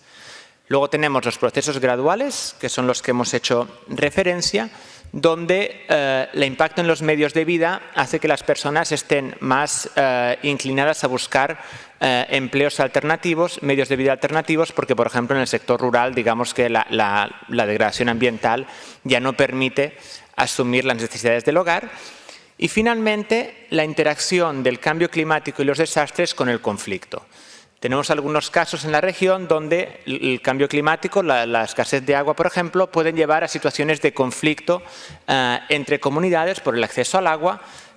Tenemos conflictos obviamente ambientales en muchos países de la región y donde también puede haber una prevalencia de grupos criminales que también, digamos, estén implicados en la trata de personas, con algunos escenarios de particular conflictividad.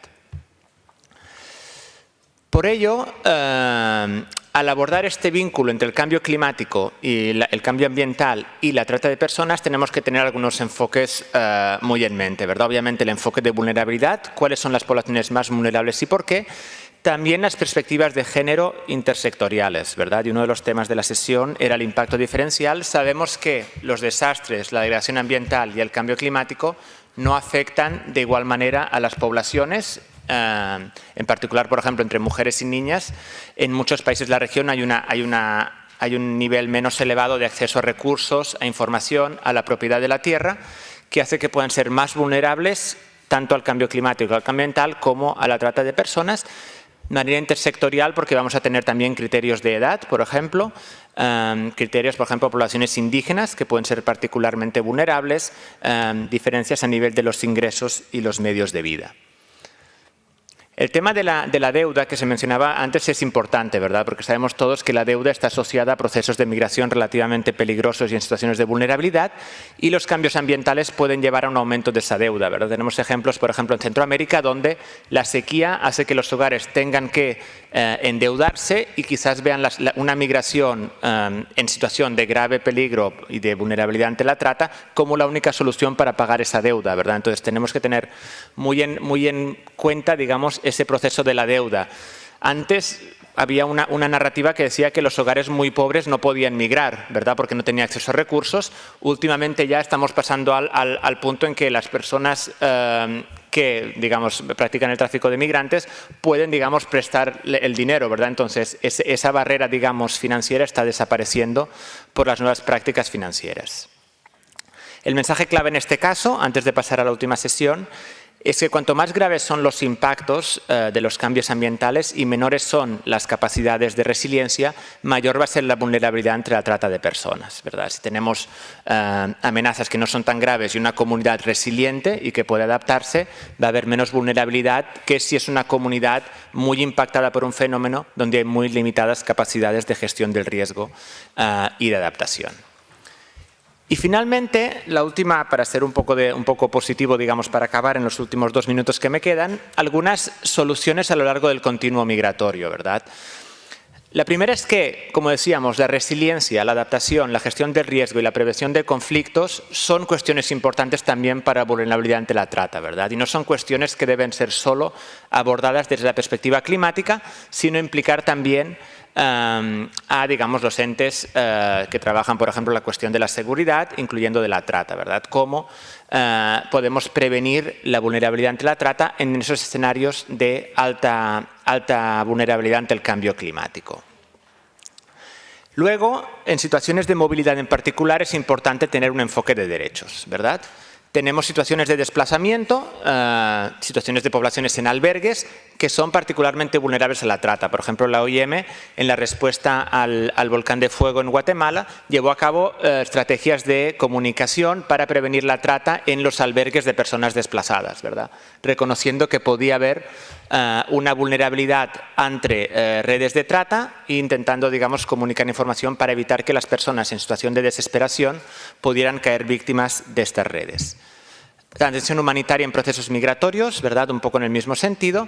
Y derechos laborales y prevención de la explotación, ¿verdad? Cuando son migraciones laborales relacionadas con factores ambientales, prevenir la explotación. Y aquí es importante también el tema de la transición justa, ¿verdad? Porque sabemos que incluyendo en las áreas de la economía, digamos, verde o la economía de transición, puede haber casos de explotación laboral, de trata de personas, ¿verdad? Y es importante también que llevemos a cabo el proceso de lucha contra la trata en esos sectores de la economía que contribuyen a la transición, ¿verdad? La OIM, por ejemplo, está trabajando en Brasil en la integración de personas migrantes de nacionalidad venezolana en la economía verde, en la instalación de placas solares. Es importante que esos procesos de integración de poblaciones migrantes en la economía verde tengan un enfoque de derechos.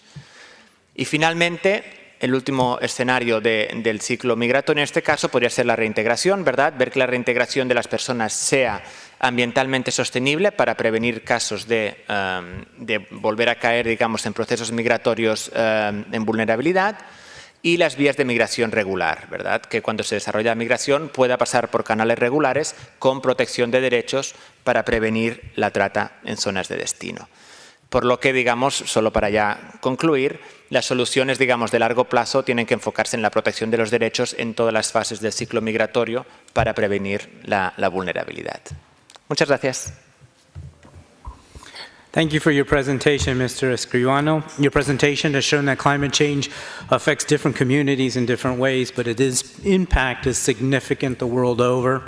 It contributes to the trafficking in persons suddenly and gradually, but is particularly pernicious to the most vulnerable among us. So next, I would like to give the floor to Ms. Daira Campos, the Director of the Institutional Office on Trafficking in Persons of the Ministry of Security, to share Panama's experience under our topic of discussion. Ms. Campos, you have the floor. Sí, muchísimas gracias. Como bien indicó el expositor anterior, la situación de movilidad cada día es más frecuente. Iniciamos nuestra intervención indicando que en 13 años, es decir, del 2009 al 2021, 248.050 personas habían atravesado el Darién.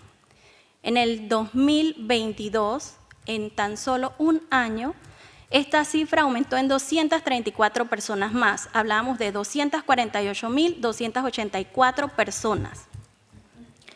¿Qué sucedió en el 2023? La cifra se duplica. Hablamos de 520.085 personas.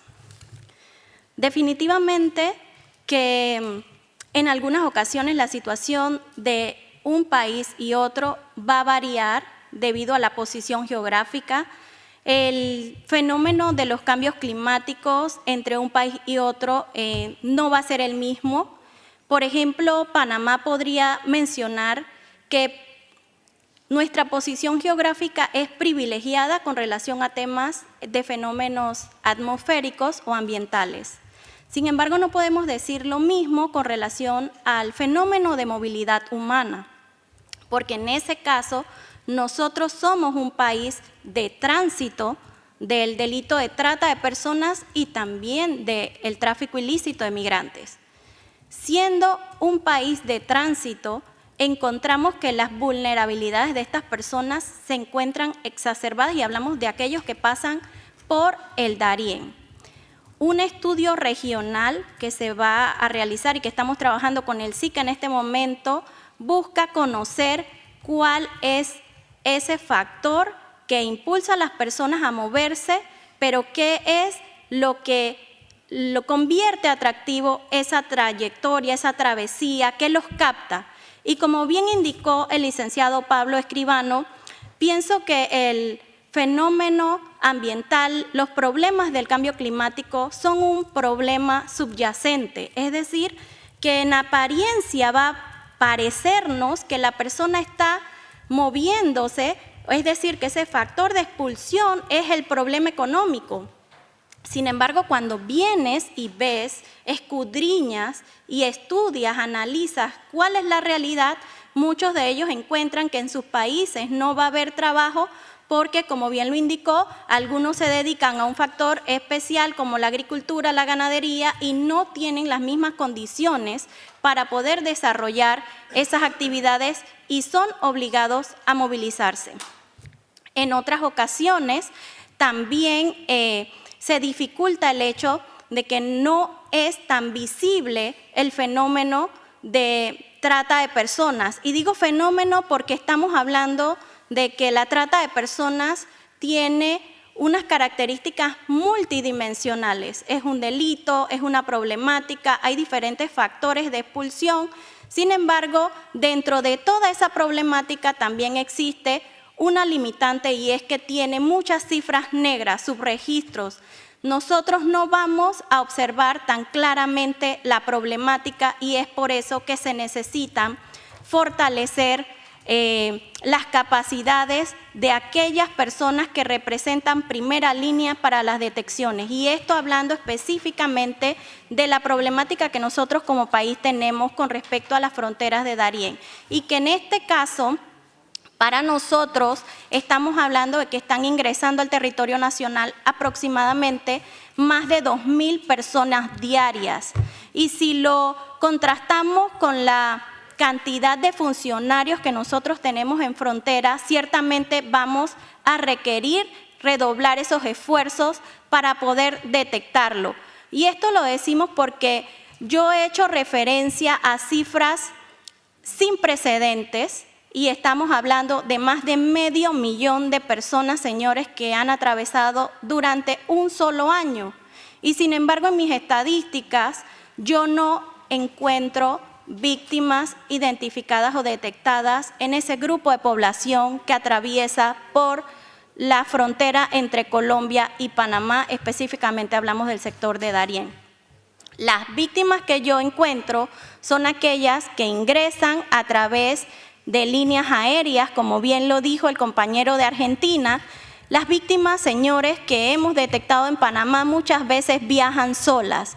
Por eso, ante la pregunta de qué nosotros como país estamos haciendo de manera proactiva para atender el aumento de las vulnerabilidades, es fortalecer ese trabajo no solamente estatal, porque definitivamente que nosotros, el Estado no puede centralizar todas las atenciones, porque los recursos no son ilimitados, tenemos recursos limitados y en ese sentido incentivar que empresas privadas se sumen para nosotros ha resultado ser de gran ayuda y esas alianzas que hemos logrado para el año 2023 con sectores con capital público y privado como lo es la empresa Mi Bus, para nosotros es una empresa que moviliza aproximadamente 570.000 personas por día. Y hablamos que se transportan personas nacionales y extranjeras. Y si yo considero que los extranjeros en condición irregular se encuentran en una condición de vulnerabilidad mucho más alta, para nosotros el mensaje está llegando. Por otro lado, la empresa Tocumen S.A. es una empresa que regenta todos los aeropuertos de Panamá. Y hablamos de Tocumen, Albrook, Río Hato, David, Bocas Islas. Para nosotros es muy importante porque el mensaje está llegando a todas esas personas que están ingresando por los distintos aeropuertos de nuestro país, con mensajes alusivos a esa campaña del Corazón Azul que hemos trabajado y que Panamá se ha sumado a la campaña de You Know DC. Por otro lado, para nosotros era una alta expectativa lograr que se sumara la empresa de aerolíneas Copa. Para nosotros es un emblema nacional y que Copa se sumara colocando en 5 de sus aviones Boeing 3, no me acuerdo bien el número del avión, pero que Copa se sumara para nosotros era sumamente importante porque estábamos llevando ese mensaje a aquellas personas que inclusive ni siquiera saben que detrás de ese sueño, que detrás de esa esperanza de obtener una vida mejor, está envuelto un engaño que las va a llevar lamentablemente a su explotación. Pienso que Panamá está realizando un esfuerzo muy grande porque nosotros tenemos una problemática diversa, entendiendo las vulnerabilidades de la población migrante en condición irregular y regular también. Y digo regular también porque no necesariamente las personas están ingresando por un punto ciego entre la frontera entre Costa Rica con Panamá, que es la situación de muchas personas nicaragüenses, nacionalidad que para nosotros representa la primera finalidad de trata con fines de explotación laboral para nosotros, mientras que la trata con fines de explotación sexual principalmente es la nacionalidad colombiana, una realidad distinta porque las personas de nacionalidad colombiana ingresan por el aeropuerto, están en condición regular y posteriormente quedan en una condición irregular.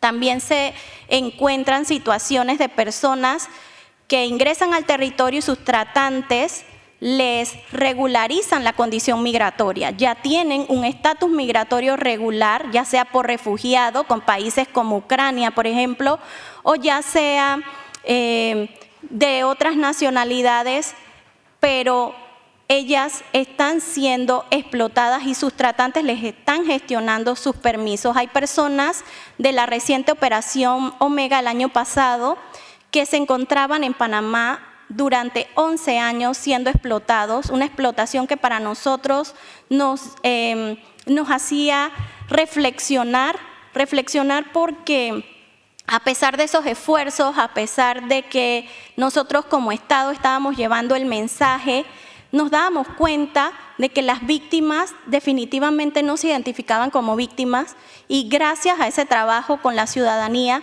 logramos que fuese la ciudadanía quien pusiera la alerta, la denuncia y a través de plataformas como la de Crime Stopper, por ejemplo, poner la denuncia totalmente anónima daba con un rescate de aproximadamente 23 personas, de ellas 7 menores de edad que ya habían nacido en el territorio nacional, cuyos padres eran mayormente venezolanos. Nos hacía reflexionar también de que no era una trata de personas con una sola finalidad, sino que por primera vez en Panamá se veía un caso con trata de personas con fines de explotación laboral. Por primera vez se imputaban cargos por prácticas análogas a la esclavitud.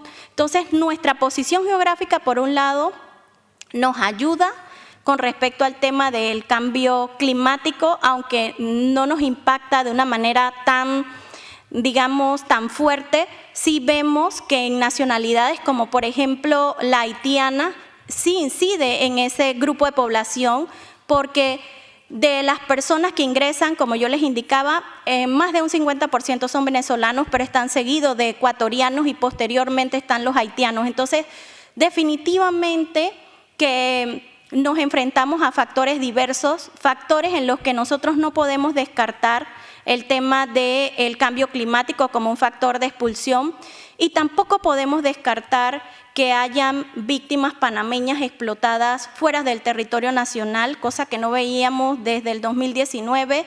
El año pasado rescatamos 2 jóvenes de 20 años que fueron vendidas en Europa y la compró la mafia albanesa, explotaron a las jóvenes sexualmente en Kosovo y también veíamos nacionalidades como personas del Congo, panameñas explotadas en Kosovo, o sea, nacionalidades que no son tan frecuentes como menores de edad de Camboya.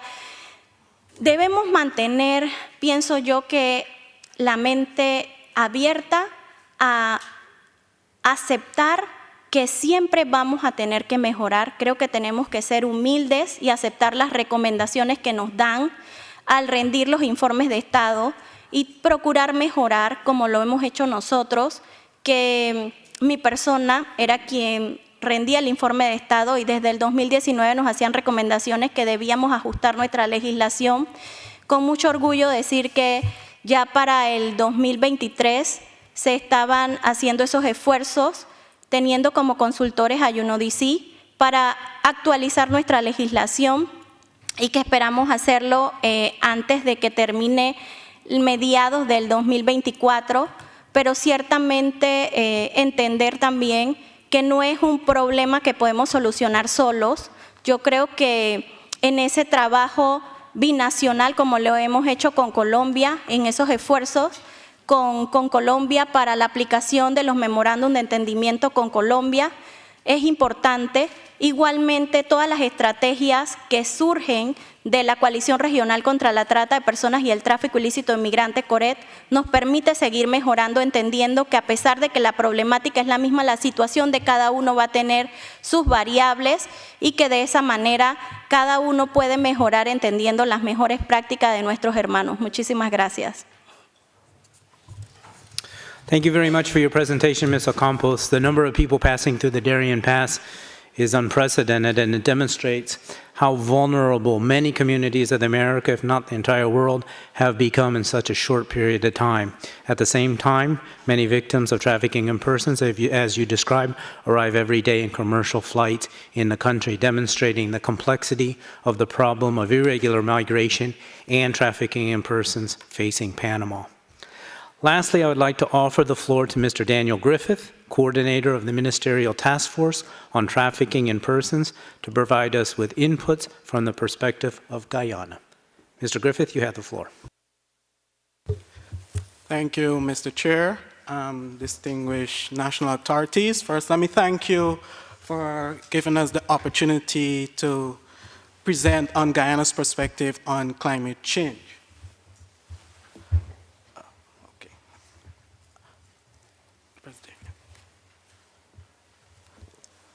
All right, so our presentation will give us a perspective on how Guyana's efforts are being made to counter trafficking in persons by being affected by climate change. Now, just to give you an insight into the Cooperative Republic of Guyana, Guyana is an indigenous word, which means land of many waters. It is situated on the northern Atlantic coast of South America and shares a border with Venezuela, Brazil, and Suriname. It has a geographical landscape of 883,000 square miles and is divided into 10 administrative regions. And it had an estimated population of 800 persons. According to the U.S. State Department Trafficking in Persons report, Guyana is a source and destination country for human trafficking and smuggling. Now, environmental changes and human trafficking in Guyana. Greenhouse gas emissions are making our oceans more acidic and destroying coral reefs. Affecting coastal communities, access to fish stock is hampered for vulnerable populations. Intense heat waves and droughts are drastically impacting crop yields and livelihoods of farmers, rural merchants who depend on agriculture for their means of income and survival. Rising temperatures are causing glaciers to shrink and contribute to sea level rise, thus displacing persons from homes. And illegal and unsustainable mining practices are causing pollutions of rivers, water source, degradation of arable land, and our forests. This thus impacting the livelihoods of indigenous communities significantly in Guyana. Now, who are the persons who are most vulnerable, and what are the consequences? It has resulted in loss of income, loss of property, and increased poverty, displacement, flooding of homes. Increased poverty, human migration, increased need to turn to smugglers, unemployment, persons are now desperate for security and work, health crisis, conflict, and social and economic political instability. Now, persons who are most affected are the poor. Now, ladies and gentlemen, this is what I'm speaking about. This is basically the coastal line of Guyana, where there was a storm surge, and unfortunately, the coastal line of Guyana is 6 feet below sea level. Here you can see a picture on the coast, the Region 4, the district of Region 4, where is our primary economic activity is located. And because of rising sea level, you can see here, homes are the seawall is basically overtopping, the sea is basically overtopping the seawall, and homes are being flooded. And if you look further back, you can see in the photo, agricultural lines are susceptible for flooding, thus hampering our agriculture sector.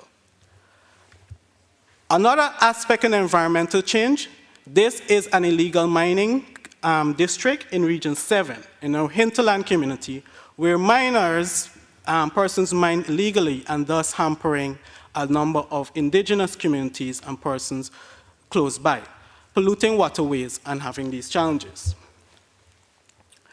Now, some of the proposed perspective in terms of addressing vulnerability, aspect in disaster preparedness and response, we look at integrating anti-trafficking measures to disaster preparedness and response plan, and proactively screening affected populations.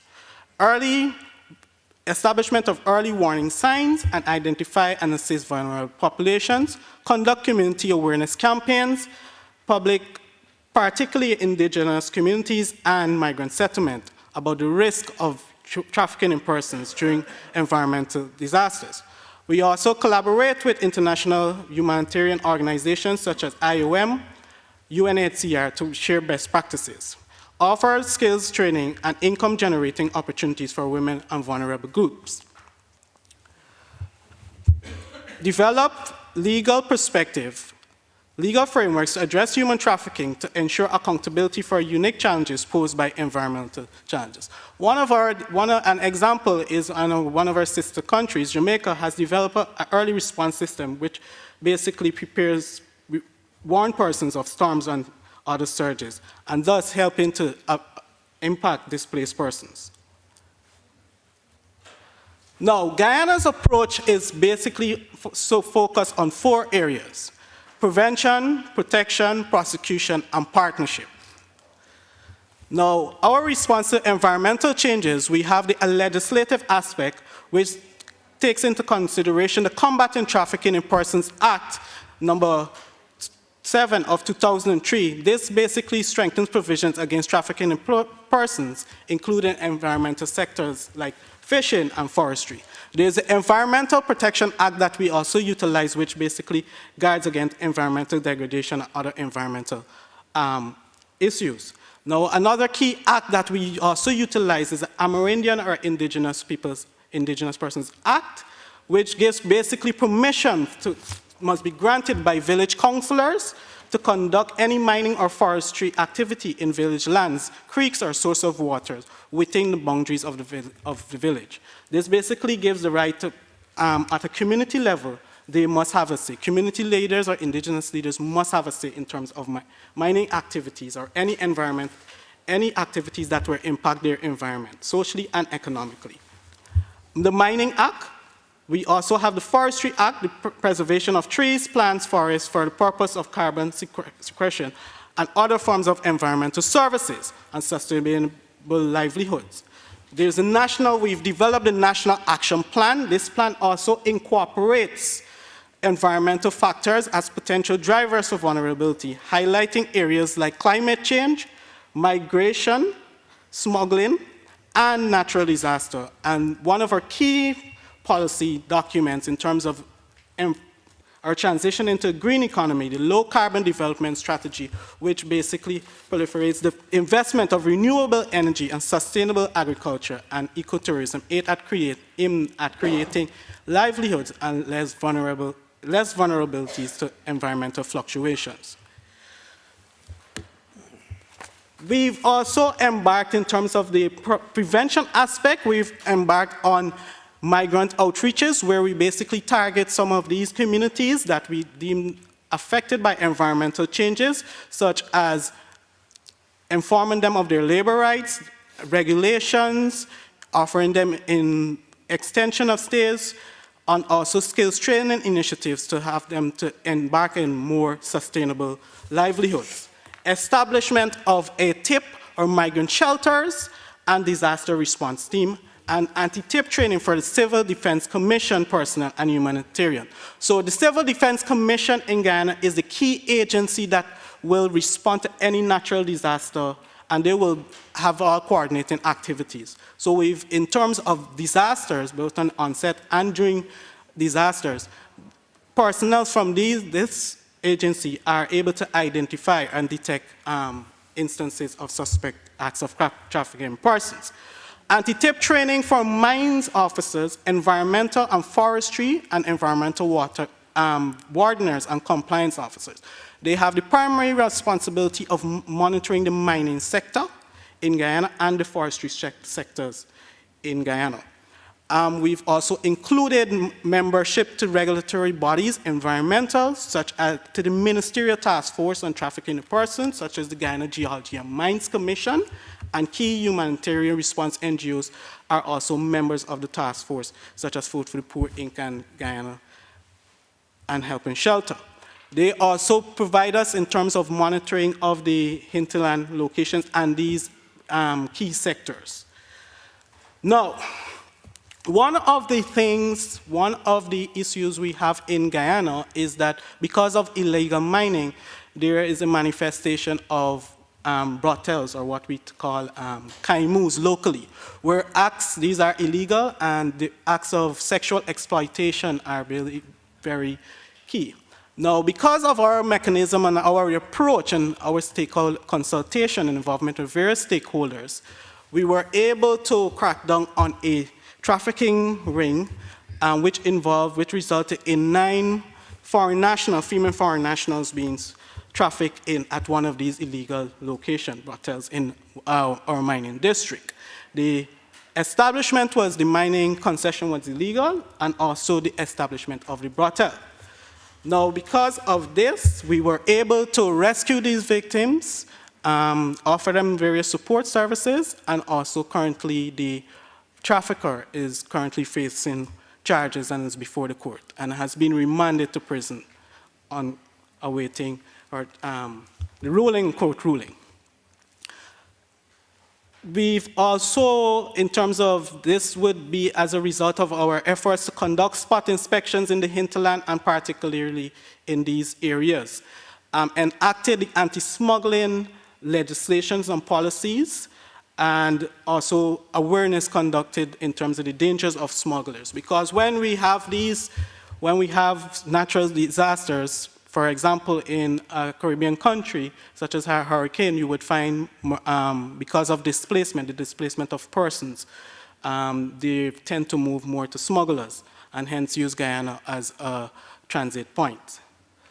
So going back here, this is basically our efforts. Since this facility was a brothel, was illegal, the Guyana Geology and Mines Commission, who's a key regulatory body, would have embarked on the destruction of this facility and the prosecution of the perpetrator.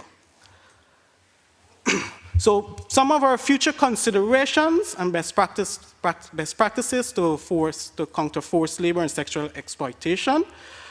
We plan to enhance international cooperation, such work with IOM, International Organization, the International Labour Organization, and neighboring countries to share information, best practices, and resources. We plan to enhance our community-based monitoring program, develop community-based monitoring systems that allow communities and representatives to observe and report activities that may lead to forced labor. We're currently embarking on the process of hiring regional advocates and labor inspectors for hinterland regions. I would have indicated to you earlier in my presentation, Guyana is divided into 10 administrative regions. While it's a small country, it's also pretty big. And some areas are very remote. And this we intend to, this will promote early intervention and prevention methods. The use of technology, we use the leverage of technology such as satellite imagery to monitor and track environmental changes.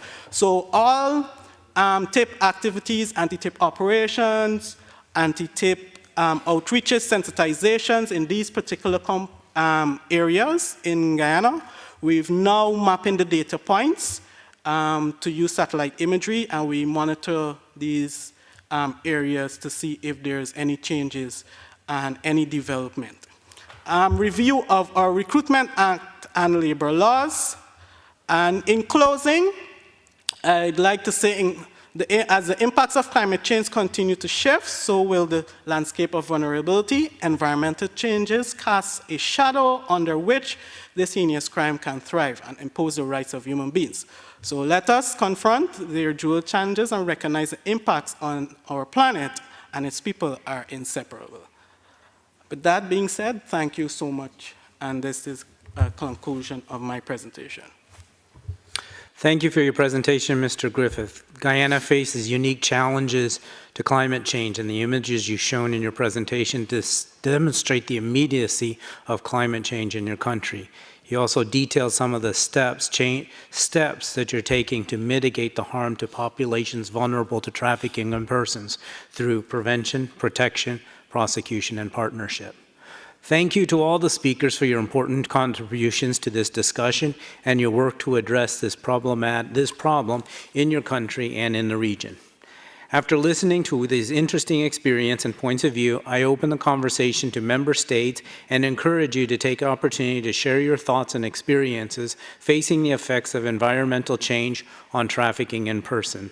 As I mentioned earlier, we have a hard stop at 6:15, so we have 20 minutes. So I would like to ask you to keep your interventions as succinct as possible. The floor is open.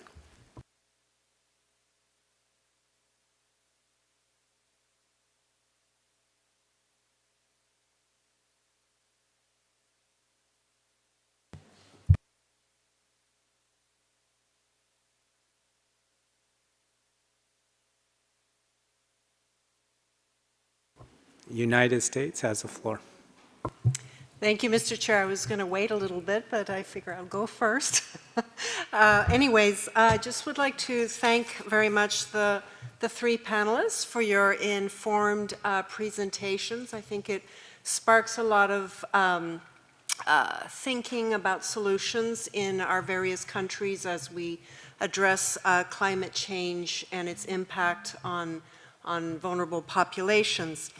We recognize that environmental events and processes do not generally cause human trafficking, but can create unfavorable conditions that can exacerbate existing vulnerabilities. As environmental conditions worsen, as we heard, the percentage of those vulnerable to exploitation will only increase. The State Department's Office to Monitor and Combat Trafficking in Persons currently supports 14 million programs to prevent trafficking in persons in climate change-affected communities in Africa, South and Central Asia, and the Western Hemisphere. These programs are conducting research into the links between climate change and human trafficking, assessing and responding to trafficking trends and issues related to climate events, and developing testing and models to reduce human trafficking and build resilience in climate change-impacted areas. U.S. anti-trafficking efforts are also focused on responsible global supply chains, including in clean energy supply chains. For example, there is credible evidence that indicates that forced labor has been found in supply chains of solar panels, primarily concentrated in raw material mining and silicon metal production processes, and in cobalt mining for batteries that go into electric vehicles. We know that clean energy transition is essential to combating the climate crisis. However, it is equally essential for that transition to be conducted in a way that respects human rights and labor rights. The United States has consistently communicated with private companies about the importance of providing a safe and healthy working environment free of discrimination for all workers who contribute to the making of a product or service. With that, I would like to transfer the floor to my fellow delegation member, Rafael. Thank you. Traffickers use chaos, destruction, and uncertainty after a natural disaster to their advantage.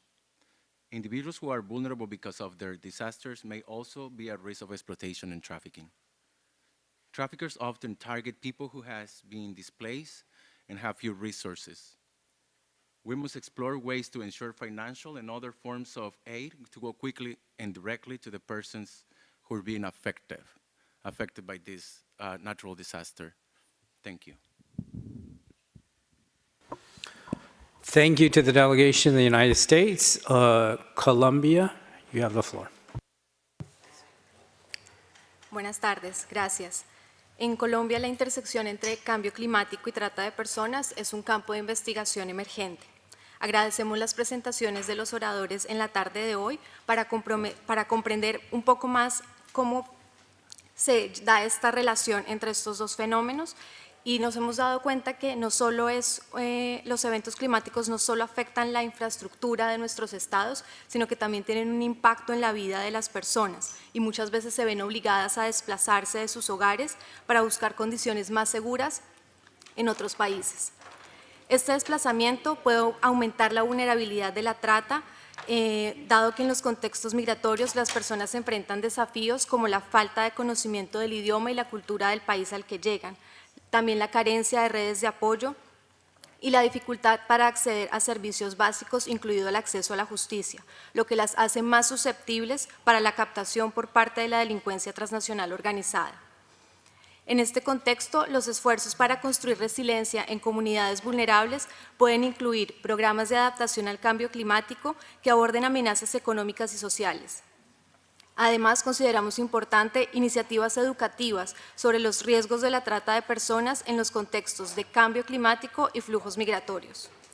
Si bien Colombia no cuenta con estudios que muestren la tendencia de trata de personas y los factores de riesgo derivados del cambio climático, nuestro país estaría interesado en recibir asistencia técnica para la realización de un estudio en este sentido.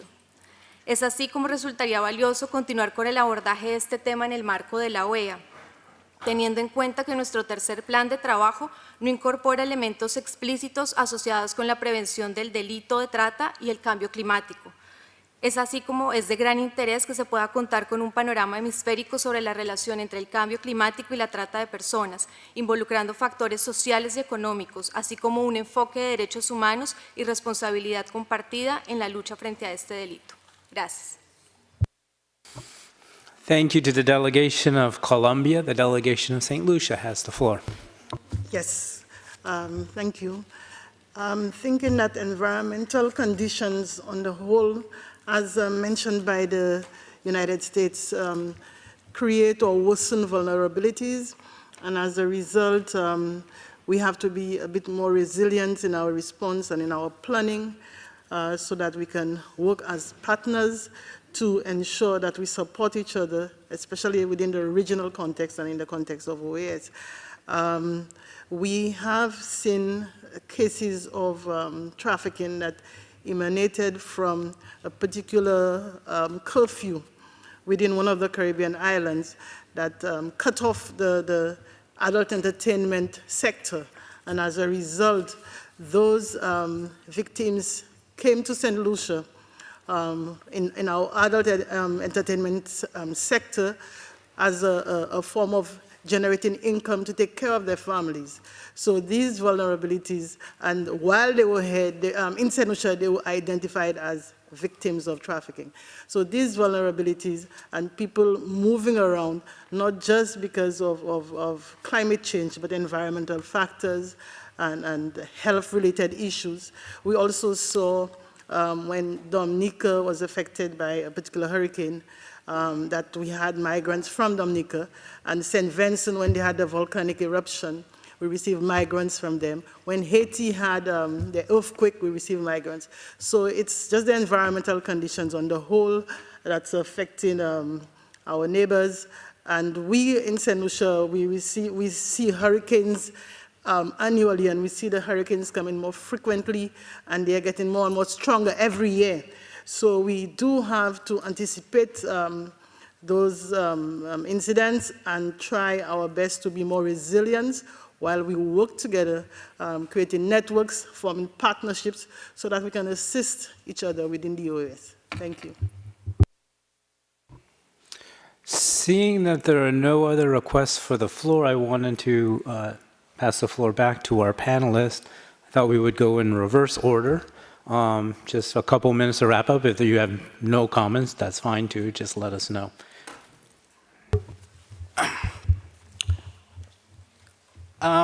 Yes, it's important that we see the link between climate change and human trafficking.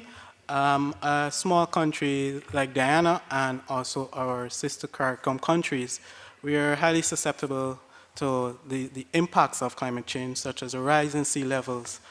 As my colleague from St. Lucia would have indicated, the increasing velocities of hurricanes and other natural disasters will impact the mobility of migrants. We've seen it, such as the impacts of hurricane. We had a massive influx of migrants coming to Guyana and basically using Guyana as a smuggling route and onward to other countries. We've cracked down on that aspect through various policies, and it's important that we look. I know it's not a publicized area, but it's very important because this is the future and it will affect us all.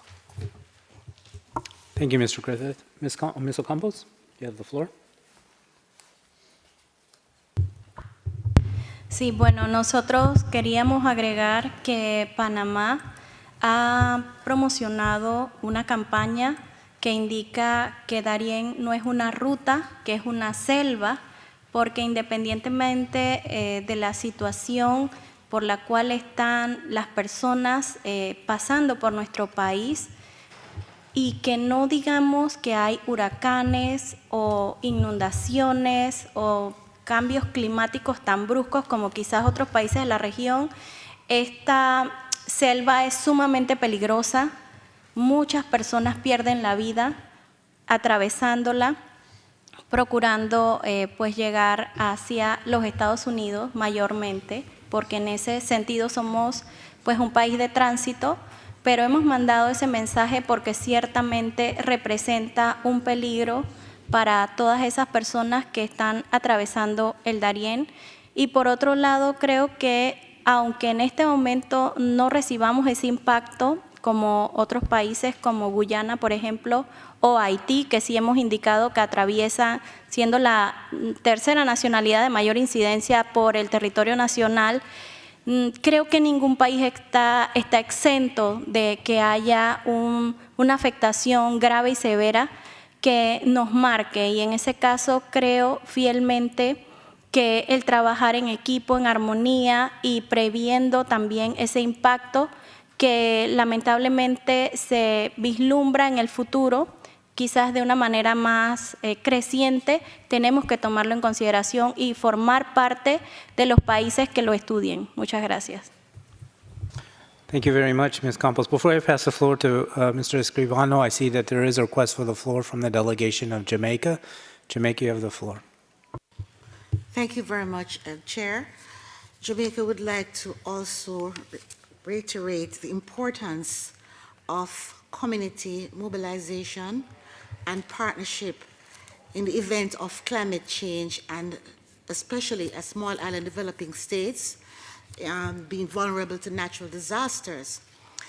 Earlier, we looked at technologies and the importance of cybersecurity, even as we move to expand our technological platform. The movement of people, for one reason or another, reiterates that we must take care of our children, our elderly, and persons who are not able to move around. And so because there is a natural disaster, that does not mean that people's lives are at risk, because trafficking in persons is tantamount to death in some instances. Thank you very much. Thank you to the delegation of Jamaica, and Mr. Escribano, you have the floor.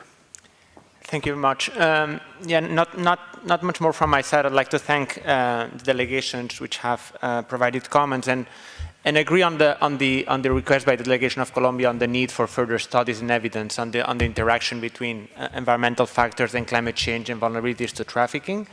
I think that the good examples that we've seen also relate to the synergies that are established between authorities in charge of trafficking and disaster risk reduction agencies and ministries of environment.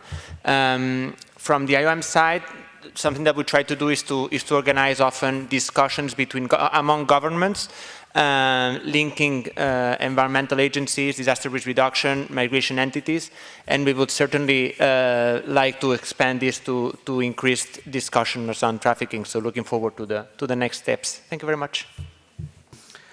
Thank you very much. It is time to end our panel discussion. I would like to thank everyone for your active participation and for the information shared today during this panel. I am positive that after this session, we are all going to be more sensitive and aware of how the crime of trafficking in persons can have its causes and effects in diverse areas, meaning the need for us to adopt cross-cutting approaches on policies and intervention aiming at preventing and combating this crime. We will continue the proceedings of the meeting of the National Authorities of Trafficking in Persons tomorrow morning at 10 a.m. here in the Simon Bolivar room. So, see you tomorrow. Adjourned.